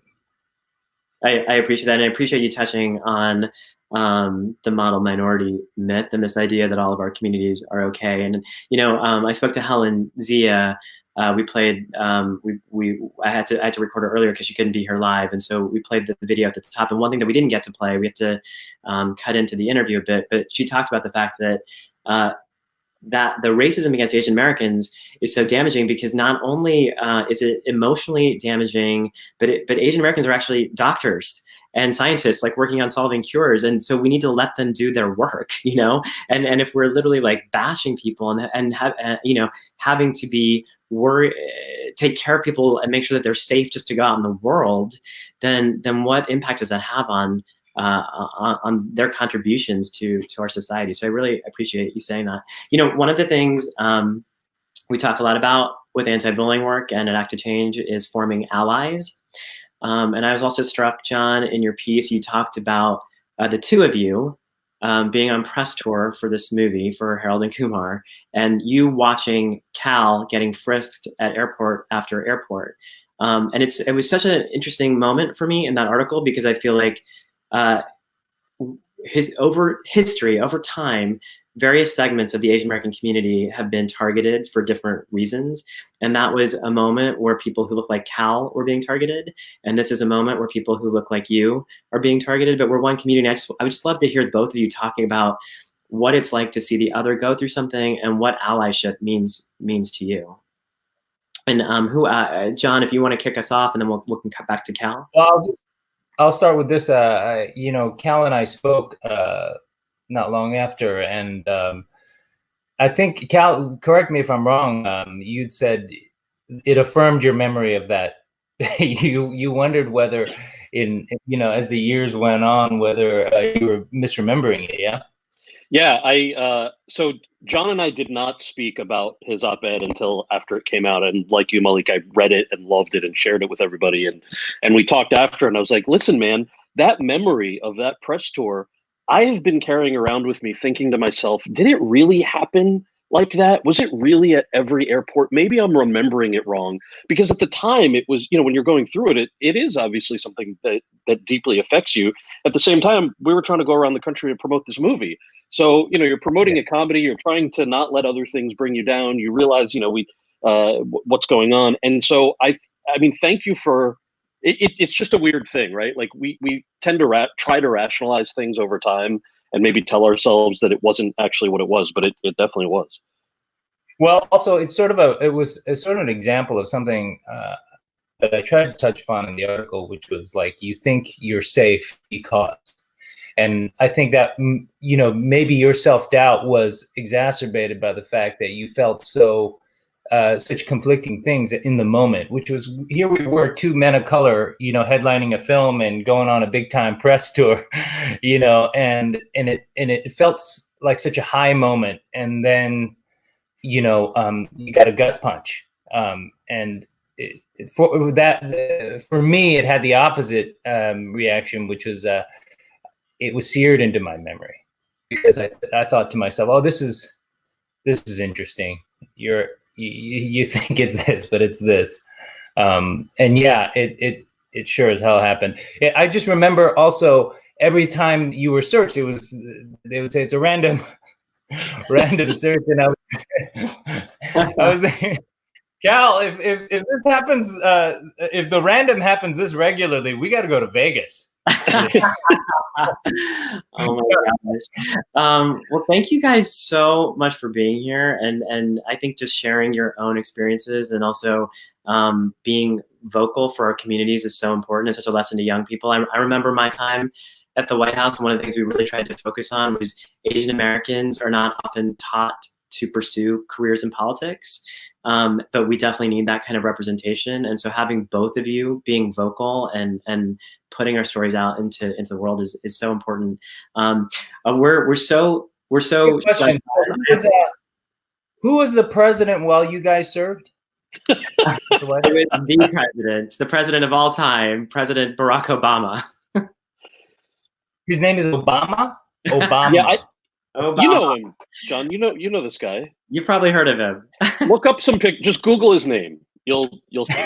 Okay. Hey, do you guys want to stay for a second and say a quick hello to our next guest? I haven't done this yet, but I think we can do it. Do you guys know Padma Lakshmi? Yeah, of course. Yeah, hey, Padma. Hi. Oh no, wait, you're muted. There you are. Can you say it again? Hi. Me, I'm Padma Lakshmi. Hi, thank you so much for being. I just wanted to get you guys a chance to all say hello to each other, and then I'm going to kick these guys out so I can talk to you. But I just wanted you guys to all say hello. Thank you so much for being here. Yeah, thanks for having us. My pleasure. Hi, Cal. How you doing? Good. How are you? I'm great. I am fine. I'm just ready to not be with my family for a couple of days. Well, we're all loving your cooking and drinking videos, I have to say. All of your Instas are pretty great. Thank you. I'll try to do more. Nice to meet you, John. Nice to meet you, Padma. They're so good. All right, John and Cal, thank you so much for stopping by today. Thanks, Malik. Thank you so much. Padma, you don't need an introduction, but I'm just going to say it anyway, just for the people who have been living under a rock, I guess. Please welcome author, actress, model, Emmy-nominated host, and executive producer of Bravo's Top Chef and Hulu's Taste the Nation, Padma Lakshmi. Thank you so much for being here. We've all been. Thank you for having me. I think this is a great thing you're doing, by the way. Oh, thank you. So I want to just jump right into it. I know that you've said that as an immigrant to the U.S., you struggled with self-confidence. You had to work to come to terms with your identity. You had to overcome, and I think this is a quote, a brown girl's self-loathing. I just wanted to ask you about that a little bit, because I think there's so many young women, girls, and just kids who look up to you who might be dealing with similar things. I mean, I think it's better now, but I still think we have a long way to go. You know, I was somebody who came here to this country when I was 4. And so most of my growing up has been here, but I did go back to India regularly. And so I did have a basic identity crisis that was always with me. So when I would go to India, everybody would worry about me being too Americanized or not Indian enough. And then when I was here, even though I had an American accent very quickly, because of my name and because of my skin color and because of the dot on my mom's head when I walked with her on the street, like I did feel not American enough. And that's also because all of the media that I was absorbing, billboards, magazines, television, TV, now it's better because we have cable and we have all these streaming channels. So there's all kinds of content with all kinds of people in that content. But when I was growing up, literally we had 13 channels, actually 11, right? So there wasn't much to watch. And what there was always white, was always Caucasian. And, America hasn't been just Caucasian for a very long time. And that's certainly not how I grew up. There were Filipino kids, there were Korean kids, there were, Black kids, there were Filipino kids. There weren't any Indian kids. There were maybe like 2 or 3 Indian kids in a very big school. So I did feel like that. I think women have it harder than men. Girls have it harder than boys because, there's a lot of body issues around, female adolescence in any country. But then, add to that, in my case, I think, yes, I did wish I was fair-skinned. And I think some of that is not only because I grew up in this country, some of that is because of color prejudice in Indian culture as well. And so I was getting from both cultures the message that you're not light enough, Yeah. And so it's always been something that I've had to grapple with. Even when I started being a model, I had to be really good at doing my own makeup because they just didn't have the products that matched my skin. Wow. Yeah. I think that at some point, like culturally, and I don't think it was from my parents necessarily, but I do think as a kid, I was someone in our community certainly was like, you've got to wear sunblock because you don't want to be too dark. And the idea was that, like in India, being fair is valued, and in America, being more white is certainly valued. So I appreciate you talking about that honestly and openly, because I feel like it's also something that we try to pretend doesn't happen, like we're all cool with who we are, but in fact, it is a real struggle. Another thing that you've spoken vocally about is about being sexually assaulted as a child and being raped as a teenager, and essentially being taught that if you speak up, you'll be cast out. And I think so many kids who are bullied or on the receiving end of violence get that same message, sadly, that they should just put their head down and don't worry about it. And so I'm curious if you have any words of advice for young people, and also where you found your own courage to speak up. It's really hard, okay? It's just a terrible thing that happens, and it usually happens at the most tender, vulnerable part of a person's life when they're young or when they're adolescents or preteens. It happened to me when I was a child by a relative, and it happened to me when I was 16 by someone I was dating.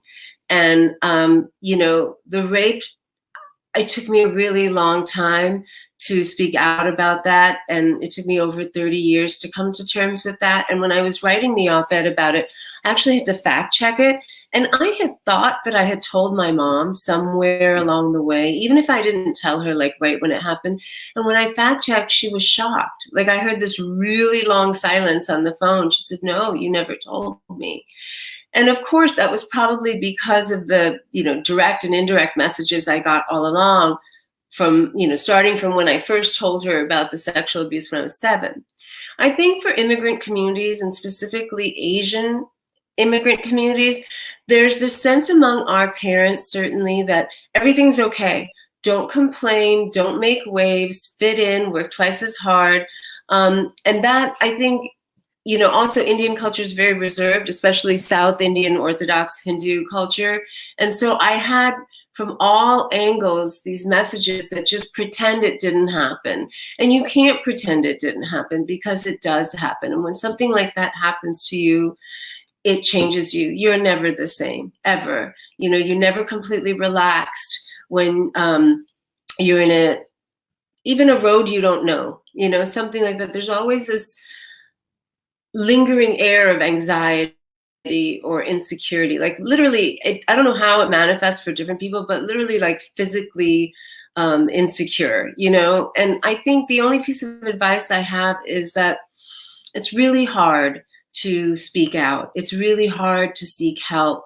It takes an enormous amount of courage. I mean, I know that because it took me, you know, like I said, over 30 years to talk about that rape. And I think I did it because I was so angry at what Trump was tweeting. So I guess I have to thank him, although I can't really believe I'm saying that. But I want to say directly to young people, it is a terrible thing when you are bullied for any reason, whether it's because of your gender, your ethnicity, you know, your sexual orientation, your size, any way that presents itself sucks, and it sucks on toast. And it takes an enormous amount of courage, but courage is what you need to have.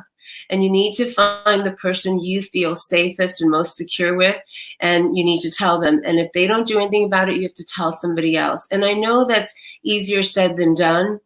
But, you know, last night I was putting my 10-year-old daughter to bed, and she's been having a lot of problems with online schooling and some bullying, although now, of course, that's stopped because she's not in school. And I said to her, which I really believe, like the hardest things that have happened to me, whether it's been my car accident or my sexual abuse or even my divorce, like those things are what really gave me the most strength after I had been on the other side of them. So sometimes you just kind of have to talk to yourself and be like, okay, this is a lake of shit, and I'm going to have to I'm going to have to swim across to the other side. And in the process, it's going to be nothing but, you know, shit.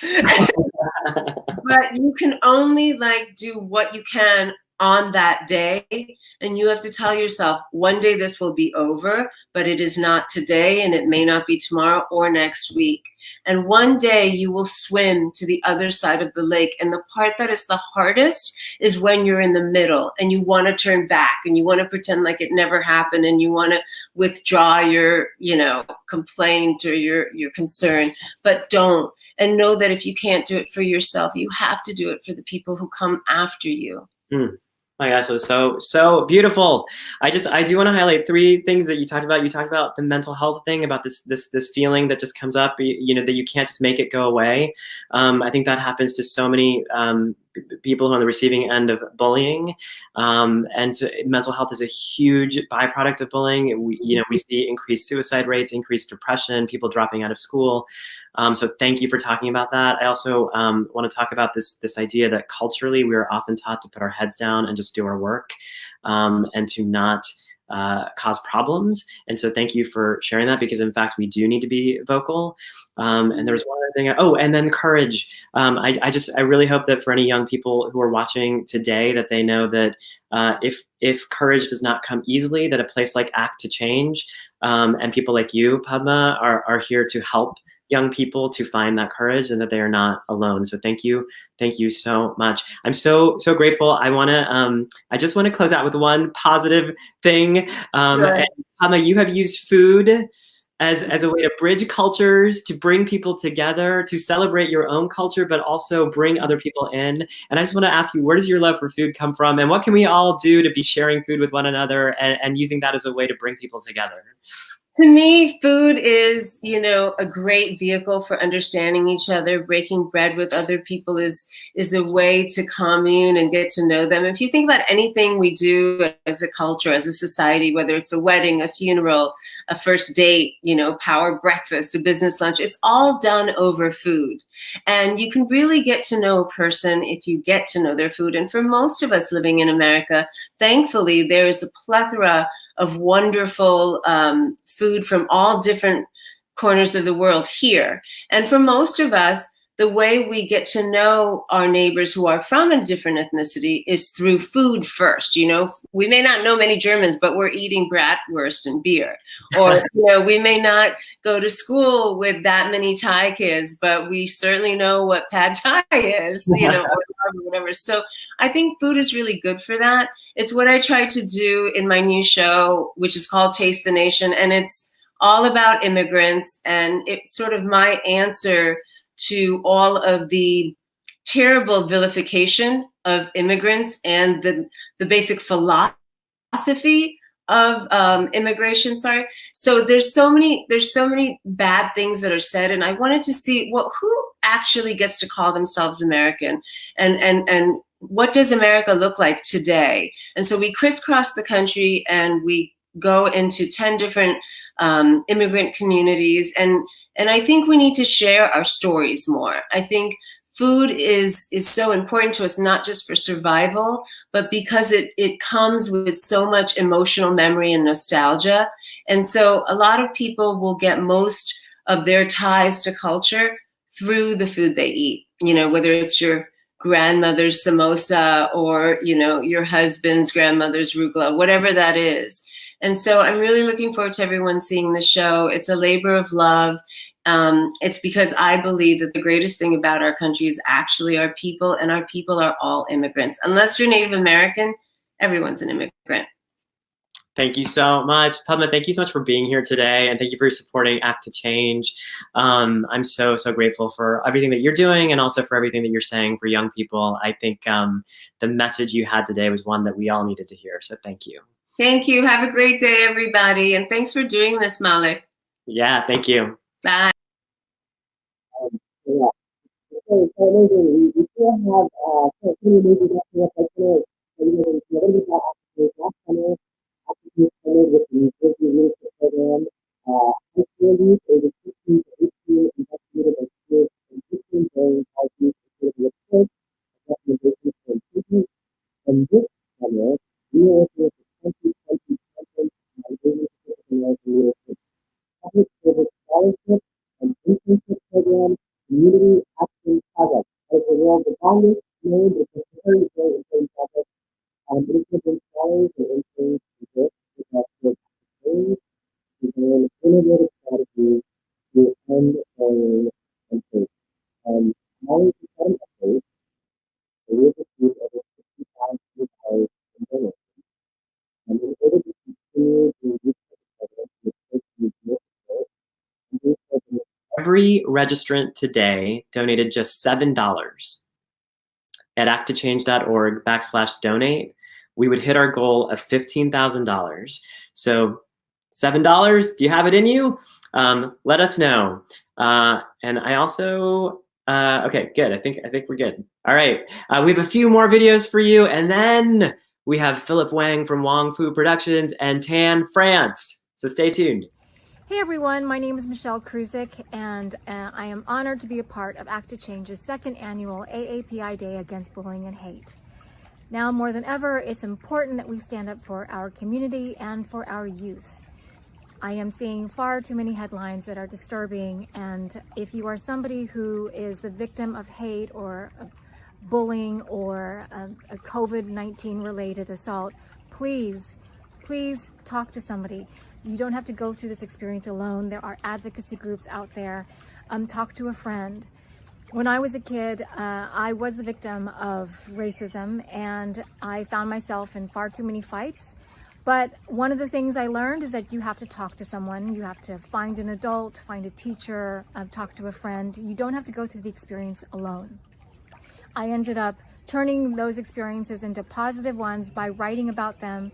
I made a solo show about it. I wrote my college essays based on the experience, and I figured out a way to where I could learn from it.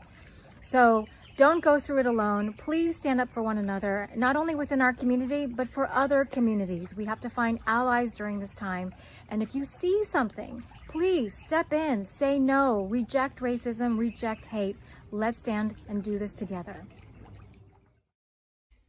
Hey everybody, I'm Danny Pudi, and I'm honored to join Act to Change on this AAPI Day Against Bullying and Hate. Now more than ever, we need to stand together with our Asian American and Pacific Islander youth and communities and band together to stand against discrimination and hate. I remember when I was a kid, I was made fun of for being different, and I remember people saying things like, go back to your own country, which is wrong, it's hurtful, and it doesn't make any sense. So if you're being bullied, remember, you're not alone, okay? Try to stay calm, try to talk to someone that you love or trust about it. And remember, there are resources for you at acttochange.org or stopbullying.gov. Your voice matters, and you're beautiful and cool just the way you are. If you see someone being bullied, speak up. Be a good friend. That's helpful, right? And if you're bullying someone, stop. Please stop. It's hurtful, it's wrong, and you have the power to change that. So let's work together. Let's try to love each other positively. And remember, all the things that make us different are beautiful, unique, and they keep our world from being bland and boring, especially our food. So let's stand up against bullying, stand up against hate, and let's love. I'm Jason Chu. I'm a rapper, and I'm here to join Act to Change on this AAPI Day against bullying and hatred. Look, I grew up in a mostly white suburb. I know what it feels like to be excluded, made fun of, or put in a box just because of how I look or where my family came from. The good news is that there are good people out there. When we take care of each other, to quote a famous rapper, you know the hater's gonna be strong, but the love overpowers it. Please, let's take care of each other. Look out for people who are the most vulnerable, who are hurting, who are being picked on. And remember, they can make fun of us, but in the end, the stories, the history, the heritage, the culture, and the bodies that we carry around are beautiful, powerful, and meaningful. I have a new album coming out on June 5th. It's called Living Room. Here's a verse from the first single with my friend Uzuhan. It's called Honor. From gold skin to cinnamon, green cards and citizens, airlifts, university scholarships, and immigrants, dark hair and irises, young without college, and whatever we playing at, you know we be killing it. Humble but dominant, grew up in acrobat, flipped from laundromat to graduate to diplomat. Called Chinamen by the ignorant, the wise they call them gentlemen. Y'all know what time it is. I love my people, how we haggle at the markets. Take a family vacation to the outlets. Eating out, it's not a question if we're gonna split or if anyone takes the last portion. No, I love the smell of salt and sweet, gold in the air like the sun off the beach. I love the stories that make us so unique. You can copy the food, but the soul is out of reach. It's an honor. I'm Jason Chu. Happy Asian Pacific American Heritage Month. Stand up against bullying and hate. Act to change. Take care. Thank you, Jason and Danny and Michelle. Thank you all for all those videos. I am being told that there was a minor audio problem and you might have missed some very important things that I wanted to tell you. I was telling you about all the programmatic work that we're doing here at Act to Change. We worked with the New Jersey Leadership Program to get high school students to write a report on ways bullying can be, They created a report on how to improve existing school bullying policies. And this summer we're working with the 2020 Conference on Asian Pacific American Leadership's Public Service Scholarship and Internship Program. We're gonna have scholars and interns working with Act to Change to design innovative strategies to end bullying and hate. But to be able to do that, we of course need your support. I just got an update that we had received we have received $6,500. And I'm being told that if everyone who registered today donated just $7 at acttochange.org/donate, we would hit our goal of $15,000, which allows us to continue this kind of programming. So $7, I hope you can do it. Now, please join me in welcoming one of the founders of Wang Food Productions, filmmaker Philip Wang. How's it going? Well, how are you? Good. I'm doing good. And this has been an amazing event. I've been watching Oh shoot, I lost you. The past like 45 minutes, and I feel extremely unqualified to be. Oh, am I here? Am I good? I think you're back. All right. Sorry. All right, sorry about that. No, but it feels it's an honor to be wedged between some amazing, talented individuals. Oh my gosh! Well, I just for people who are viewing at home, there's this app. The program we're using allows this little there's like a backstage area where people wait before they come on, and I can kind of see chats going, and they've been very fun, and it's really great to bring all these people together and see all of you interact. So I'm so glad you're here. Let me just jump right into it. You know, a message that we at Act to Change try to impress upon all kids, but certainly AAPI kids who might feel isolated, is that they are not alone. And I know that at Wang Fu Productions, you guys focus on storytelling, and I think in your own words, you say whether it's funny, sad, or thoughtful. And I'm curious how storytelling can help young kids feel a sense of community and celebrate their identities and not feel so alone. Yeah, no, that's a great question. And I actually, when I was looking at the lineup, I noticed that I think I'm like the only YouTuber. So I feel like a little bit of pressure to represent, like our side of the industry. Obviously, Yeah. television. We had Jeannie Mai on. Oh yes, yeah. Yeah. She's famous. She's on TV. No, but yeah, and she's awesome. I think what I'm trying to say is, like there's representation and storytelling is so important on just all different fronts. And I think what we're so lucky that we are in this time period with like technology, and for better for worse, social media definitely does help us engage and engage with others, and also share our stories more than we could have ever hoped for ever before. And so I think that, for us at Wang Fu and through YouTube, and we've been able to, like kind of just put our stories out there, our perspectives, our actors, our faces, without any red tape, just like, on our own terms, unapologetically, without having to wait for a studio to say we can or can't, or hey, the ratings aren't doing good, so sorry, your show's done. And I think that's really powerful. And I think that's the reason why, and like, very, almost a whole generation is growing up watching YouTube and being affected by channels like Wang Fu or many other channels or social media influencers, because it is that very easily accessible content that allows that kid that is growing up as the only Asian in their school to say, hey, no, I might be isolated here, but I can feel connected to so many other people online. And here's examples all over the place, not just on TV, but also on my computer, on my phone.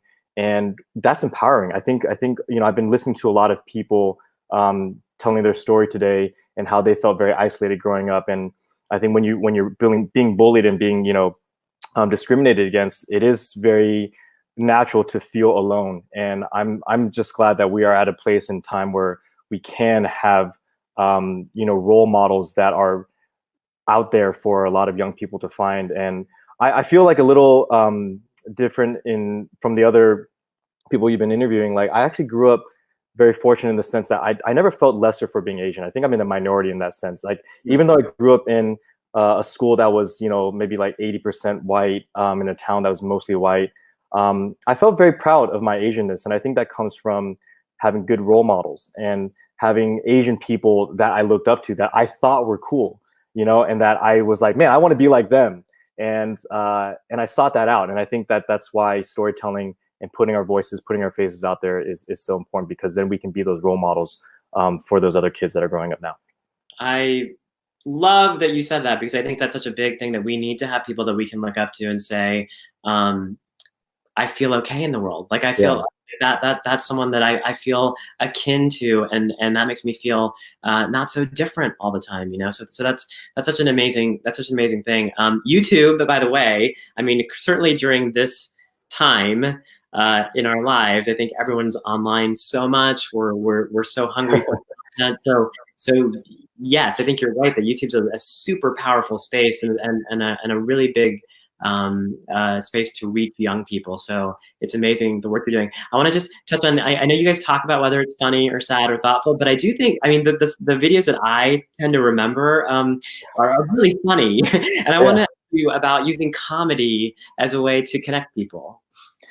Yeah, I mean, we've seen examples of that, through decades and decades, or I mean, even beyond that, like, centuries of just like through books and literature. But I think one way that when there's adversity, or when there are topics of contention, a lot of times, people, if you come at them with just like a statement and you're just like, hey, you're wrong, and that's the problem with Twitter, to be honest. Twitter, I think, is great for many things, but I think it's very bad for also a lot of things. But like, everyone wants to have their like mic drop moment in like 280 characters or whatever, and a lot of these things are about discussions, or it's about pointing out and gradually easing your way into someone's a mind and shifting their perspective. And a lot of times when you just come out with being forceful or being aggressive, it does automatically put people's walls up. And I'm guilty of that too. Like, I think especially on Twitter, it's very, very easy for you to see something and you just want to be like, what the hell is this?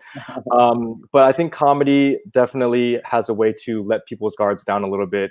it when you can kind of like find the satire in a topic and flip something on its head, it does, I think, people respond to it differently, and I think that's one approach that we sometimes take.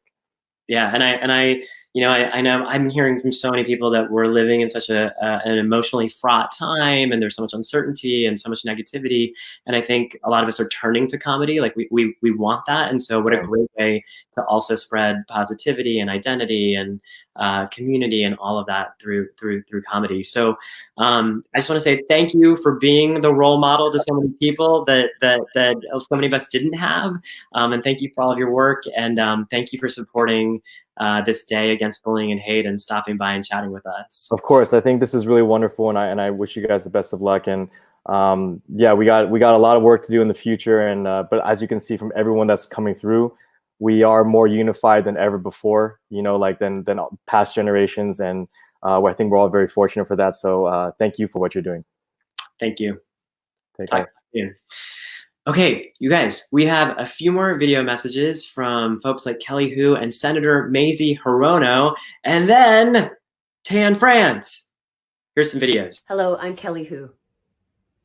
Kids of Asian descent were often the targets of bullying even before COVID-19. And it seems as though this pandemic has brought out the best and worst in people. Since the coronavirus started in the United States, attacks on both Asian American children and adults have shot up due to people blaming all Asians for the virus. Let's choose to be better than that and stand united. This is a golden opportunity for us to come together as brothers and sisters to support one another to fight the coronavirus and the virus called hate. Join Act to Change on this AAPI Day Against Bullying and Hate, and let's choose to come out of this even better human beings than we were before. Hello everyone, this is Senator Mazie Hirono. I'm proud to stand with you today against bullying and hate in honor of Vincent Chin. 4 decades ago, Vincent Chin was brutally murdered because his murderers thought he was Japanese and the cause of the loss of auto manufacturing jobs. His brutal murder led to all of us coming together to fight against this kind of racial hatred in our country. And as we celebrate AAPI Heritage Month and acknowledge all of the contributions that Asian Americans and Pacific Islanders have made to this country, we also recognize that there is an increase in hate crimes against Asians because of this pandemic. And when leaders all across the country do not speak out against this kind of race-based hatred, there are some people in our country who think it's okay to spit on Asian Americans, to tell us to go back where we came from, or even to physically harm Asian Americans. So once again, we need to be vigilant. We need to recognize that this is happening in our country, to raise our voices, to say this is not okay, to condemn this kind of racial hatred, regardless of who it is directed against. And as a United States Senator, I am certainly lending my voice, along with yours, to say that bullying and hatred has no place in our country. Hi everyone, my name is Sarah Ha, and I'm thrilled to join the Advisory Council for Act to Change. With the rise of bullying and hate crimes across the country amid COVID-19, our work is now more important than ever. As somebody who had been bullied as a child, I know firsthand the impact that bullying can have on the physical, mental, social, and emotional well-being of children that can last into adulthood. It affects everyone, from those who are bullied, those who bully, and those who witness bullying. It'll take all of us to ensure that we co-create the brave and safe spaces where all children feel seen, heard, and affirmed for who they are, and also develop a strong sense of accountability to one another, especially the most vulnerable among us. I hope you'll consider joining me in supporting ACT to Change in their efforts to combat bullying and hate, especially amongst our vulnerable Asian American and Pacific Islander students. Thank you so much for those beautiful words, Sarah. I hear our donations are nearing $9,000. If you're able to donate, please visit acttochange.org/donate. I am so excited about this next guest. We have fashion designer, author of the memoir Naturally Tan, and resident fashion expert on Netflix's Queer Eye, Tan France. Hello, Diya. How are you? Hi. Oh my gosh, thank you for waiting. We kept you waiting for so long. No, it's fine. I was so inspired by what they were saying. Padma's story was just lovely, and her advice was just lovely. Thank you for. Where are you calling in from? I'm in Salt Lake City, Utah, which is where I live, and it's gorgeous, and the weather's beautiful. Have you been here before? I have been there. My husband's sister, so my sister-in-law, lived in Park City for a while, and then in Camas for a while. Oh, so nice. A few times, yeah. It's beautiful out here. Before I forget to say, you are doing beautifully, Malik. I love what you're doing in general, but this has been wonderful. Thank you. Well, so right back at you, because what I have wanted to say to you for so long is you are the person that I needed to see on TV, but didn't exist on TV when I was growing up. Growing up, I never saw a confident, gay, South Asian man who not only loves himself, but loves himself enough that he's able to help other people love themselves. I mean, I never saw that, and I'm just me either. and now you are that for so many people. But I can't imagine that it's been an easy journey to get to this place. And I'm just curious if you could talk about your own journey to getting here and the impact that you now hope you'll have on young people just by being yourself. So I had never seen this either. And it was something that I so desperately wanted to see, but I didn't think it was going to happen in my lifetime. I still can't believe that I get to be that person for some people, especially for the youth. Honestly, it was the main reason why I didn't want to be in show business. I'm not like a lot of people in show business. I didn't try for this. I didn't have grand plans to be in show business. Just I got a call from somebody who said, "Do you want to be on the show?" And I was like, "No, I'm too scared. I don't want to be the first." And so I turned it down so many times. And even after I got the job, I tried to quit because the pressure, as you can imagine, Malik, is just so intense. Nobody wants to be the first at something like this because it does mean that you're the punching bag, you are the target. And for that hate that people so desperately want to throw at people for no reason whatsoever. And so it was really intimidating, but I'm so glad I did it. Those first few months were terrifying because a lot of people were really, really angry, and they definitely didn't want to see a version of us on TV, especially, unfortunately, our people. It was our own people. It was our own, it was the Asian community who definitely didn't seem very happy that there was somebody like me pretending it was okay to choose this lifestyle. And I wasn't pretending it's okay. It is okay. It's great. Wonderful. We exist. We just weren't given an opportunity to be visible before. And so I'm really grateful to be on Queer Eye. I'm grateful that I'm on such a global platform that you can't really, if you have Netflix, you can't really miss us at the Queer Eye Boys. And now I'm on a few shows on Netflix now. Like, you can't miss me. And I kind of love that. When people say, "Oh, you're all over the place," I'm like, good. I need you to see me, and I need you to hear what I've got to say, because we're just like the rest of you. You just didn't realize it, or you wouldn't give us a chance to show you that we're just like the rest of you. And so I hope what it does is that it encourages kids like me from 25 years ago when I was 10, thinking, God, I wish there was somebody that made me feel less alone. I wish there was somebody that felt authentically like I feel and gave me hope. Because when I was a kid, I didn't feel hopeful. I was really blue, and I felt so alone in this world because I'd never seen it before. And that's a shocking thing, that the first time we see it, Malik, is 2 years ago. I've only been on TV for 2 years. 2 years ago, 2018, it took that long for us to be given a chance. Yeah. So many amazing things in what you just said, but you talked about not wanting to be the first. Yeah. And you talked about being afraid to be the first. And I think that so many, I know for myself, and I think for so many kids, part of the way bullying manifests itself is that kids just want to fit in. They don't want to be different. And I think there's so many echoes of that in wanting to be the first. I just want to be like everybody else. I don't want to like rock the boat. I don't want to have to be vocal. But where did you find the courage to actually do it? You said you turned down the show so many times. What was when were you like, okay, you know what, I'm going to do it? It was my husband. So I was asked to do it a couple of times, audition. I said no, thank you. And then I finally decided to take the job. Take the audition because my husband reminded me. We've been married for 12 and a half years now, or together for 12 and a half years, married for 10. And he said, ever since I met you, the one thing you've said is, where are our stories? Does nobody care about us?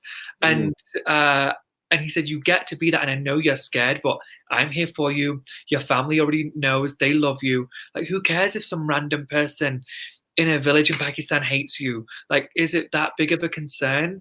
And at the time, it felt massive. But now I can look back and it's laughable, thinking, I don't care what my mum's neighbor thinks about what her son does for a living or who her son sleeps with. That's none of her business. I don't ask what her kids are up to. Why are you concerned what my mum's kids are up to? And so I think that's where I got my strength. And I don't need a white knight. I love my white husband very much, but I don't need a white knight to save me. I don't need him to give me the power to embrace my ethnicity, but I just needed somebody who loved me and cared for me to say, you can do this and you should do this, and don't be afraid, because I'm going to hold your hand the whole way and we're going to make sure that you're protected. And that is how I felt. And honestly, when I do focus on my job and I try and tune everything out, I know that there's a reason why I'm doing this. I know I do believe in a religion. I'm Muslim, and I do believe that there are reasons why I'm doing this. And I'm very grateful for this position. I think it's so important that young people know that there was a fear component for you, because I know for myself, and I imagine many people who watch the show, what we see is 5 very confident men who go in and inspire confidence in other people. And I think it's important that we know that you're also a human being, that you have vulnerabilities. And I love what you said about not needing a white knight, but I think that we all do need allies, and they come in different forms. And it's amazing to hear that came in the form of your husband. That's so. Yeah. But what I will say is this: if you look at episode 1, season 1 of Queer Eye, for all of you who are out there, if you really want to see the fear that was in my eyes and what might come for me, I cried in every scene. I went to the restroom. I would say, "Look, I need a break. I need to use the restroom," and I would cry my heart. I was so scared, and then I'd go back and shoot. And you can see I've got pretty much red eyes the whole time. And I barely speak in episode 1. I was so afraid, and now I look back thinking, it's going to be fine. We just needed to open the door, and now it's fine. And don't get me wrong, we don't have anywhere near the representation we deserve, but it's getting better. It really is. Yeah. Well, speaking of that representation, intersectionality is something that we are very aware of at Act to Change. Kids are very complex. You were born in England. Your parents are Pakistani Muslims. You live in Utah. Yeah. Your reach, as you said, is international. Yeah. How do you bridge all these multiple facets of your identity into one cohesive human being? How do you pull it all together? I will say it's I've never thought of it in that way, where it's an effort on my part. It's not a conscious effort on my part. I just refuse to not be myself. I refuse. When I decided I was going to take this job, I told myself I wasn't going to hide away. If I'm going to do this, I'm going to lean in.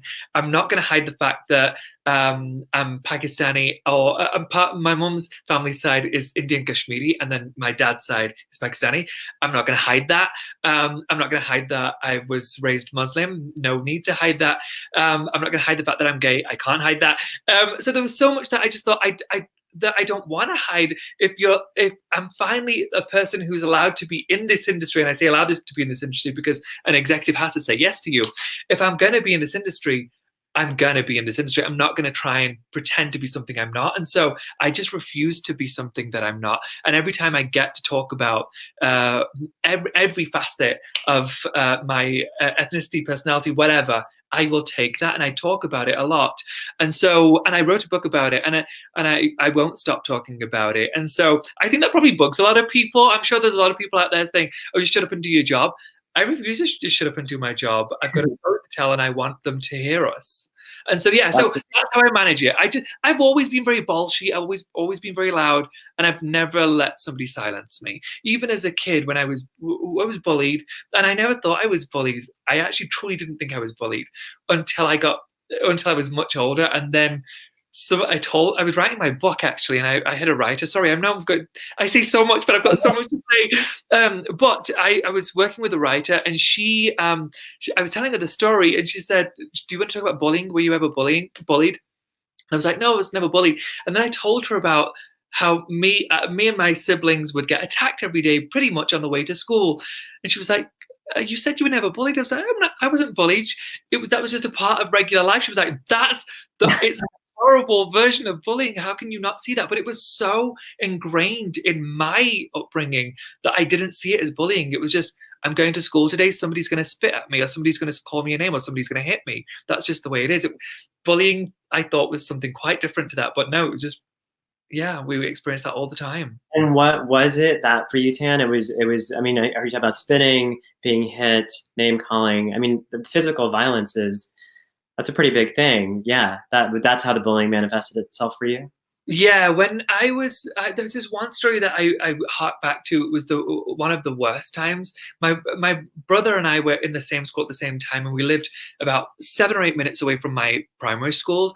And my parents were immigrants, and therefore they had multiple jobs, which is often the case with immigrants. And so my mum couldn't take us to school, but they purchased a house that was close enough for us to walk to school. And my brother was sick, and so he couldn't go. I was wanting to stay home with him because I was too scared to go to school on my own. It was the first time I was going to school on my own at 5. And I tried to walk close to white women or white families. So those people would leave me alone. The bullies would leave me alone. And I couldn't get close enough. And there was this group of men who were in their late teens, early 20s, who kicked the bejesus out of me. And I was 5. They were fully grown men, and it was purely because they wanted me to go back to my own country. That was my country. I was born and raised there. Your people colonized my country, and that allowed us to move to England. This is my country. By the way, like this notion of not being, in America, not being American, or being told this is not your country, is something that has come up so many times on this event. So I appreciate you bringing attention to it one more time. This idea that we are American, in this kind of. How do you identify as? I'm almost American. I was meant to get my citizenship this week. I passed my test. I was just meant to get the oath ceremony done this week. So I would have finally been able to call myself American. However, it got cancelled because obviously the pandemic is going on and all of the government offices are closed. So unfortunately, I don't describe myself as an American yet. I describe myself as British Asian. Right. But you belonging to the country that of your origin, right? The country where you live. Yeah. I also I just wanted to touch on this concept that you said about not really knowing it was bullying. Now, when I heard you saying that story, I had like a literal emotional response to this idea of a kid who has to try to find someone who they don't even know on a sidewalk that will keep them safe, because otherwise they're going to be hit. Yeah. It feels so real. Padma talked about this a little bit with this idea of having to look back at history, and her mom having a different version of it than she did. And so many people talked about this idea of I think Jeannie might talked about pushing it down. And I just want to thank you for going back and revisiting that part of your life and putting it into your book, because I think it's so important for young people to know that they're not alone, that is bullying. Yeah. And that there are real consequences to it. Yeah, one thing I do want to mention, and I don't think it's something I mentioned in my book, but it's something that I've thought about so much since, because when I wrote the book, I had when I did press, I think so many people were surprised by it. I don't think people have talked about it enough. So the press was very surprised by it. So it was a major topic of conversation every interview I did. And I realized that I did behave in a certain way. I wasn't violent back. And I think that's how I was able to get away with continuing on to live as I got older and wasn't attacked as much as I got to my teen or my 20s is because I reasoned with them. I was tiny. I'm quite petite, and I was a very petite kid, and so I wasn't ever going to be able to win if I tried to physically fight them. But I was a smart kid, and so I would ask them, why do you think that I don't belong in this country? And I would use the information I had, the knowledge I had, to try and stave off any kind of violence. So as I got older, it wasn't a case of I'm going to be violent with you because you're violent with me. That achieved nothing for me. I tried it when I was very young and it did nothing for me. And so the way I got away with not being beaten in my teen years was by reasoning with those people, those much older men, and saying, how would you feel if this was your sibling? Like, what would you do if this was your son who was being attacked? I'm 9 and you're 30. Like, how would you feel if a 30-year-old man hit your child just because they were white? They had no control over it. And it's amazing what a reaction that caused in the person who was wanting to attack me. And so I would implore people, I'm not saying ever accept the disrespect that they throw your way, but violence won't solve. And I know sometimes you may think that that's the only option. It's not. That you can use your words also, and that can often get you out of that trouble. Thank you so much. Tan, will you, I feel like I could just talk to you for another hour, but I'm being told I can't. Can you tell us, can you just, like, in your own words, tell us why a day against bullying and hate feels important to you? I wish it wasn't just a day. I know that's all we have. But it's important to highlight the fact that this is an experience that is real for so many people, and we brush it under the carpet or the rug, whatever the term is over here. We brush it under the carpet to think that our stories aren't legitimate because the focus isn't often on Asians, it's on other communities who are attacked, other people who are bullied. We are attacked too regularly. I think it's important to highlight that every race is under attack in this country, and we need to treat each other with respect, and remember that we need to be kind and to each other, and to all look out for each other. There are many communities that you think they're probably going to be fine. They don't need a light shone on them. They do. Remember them when you see them walking down the street. If you see somebody causing them problems, step in. Remember that they need your help too. Thank you so much for being here. I would love to have you come back and do something else that could change down the line, but unfortunately we have to go now.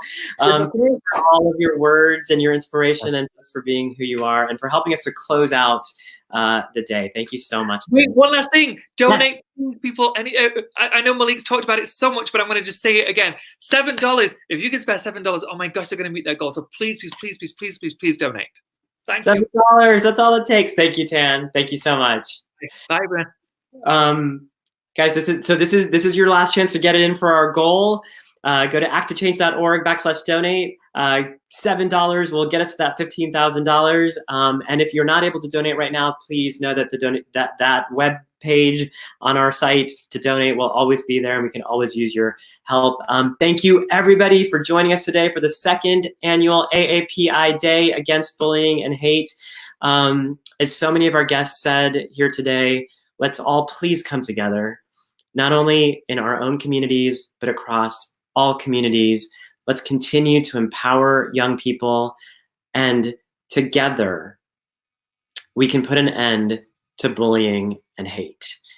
Happy Asian Pacific American Heritage Month, and thank you for joining us for United We Stand.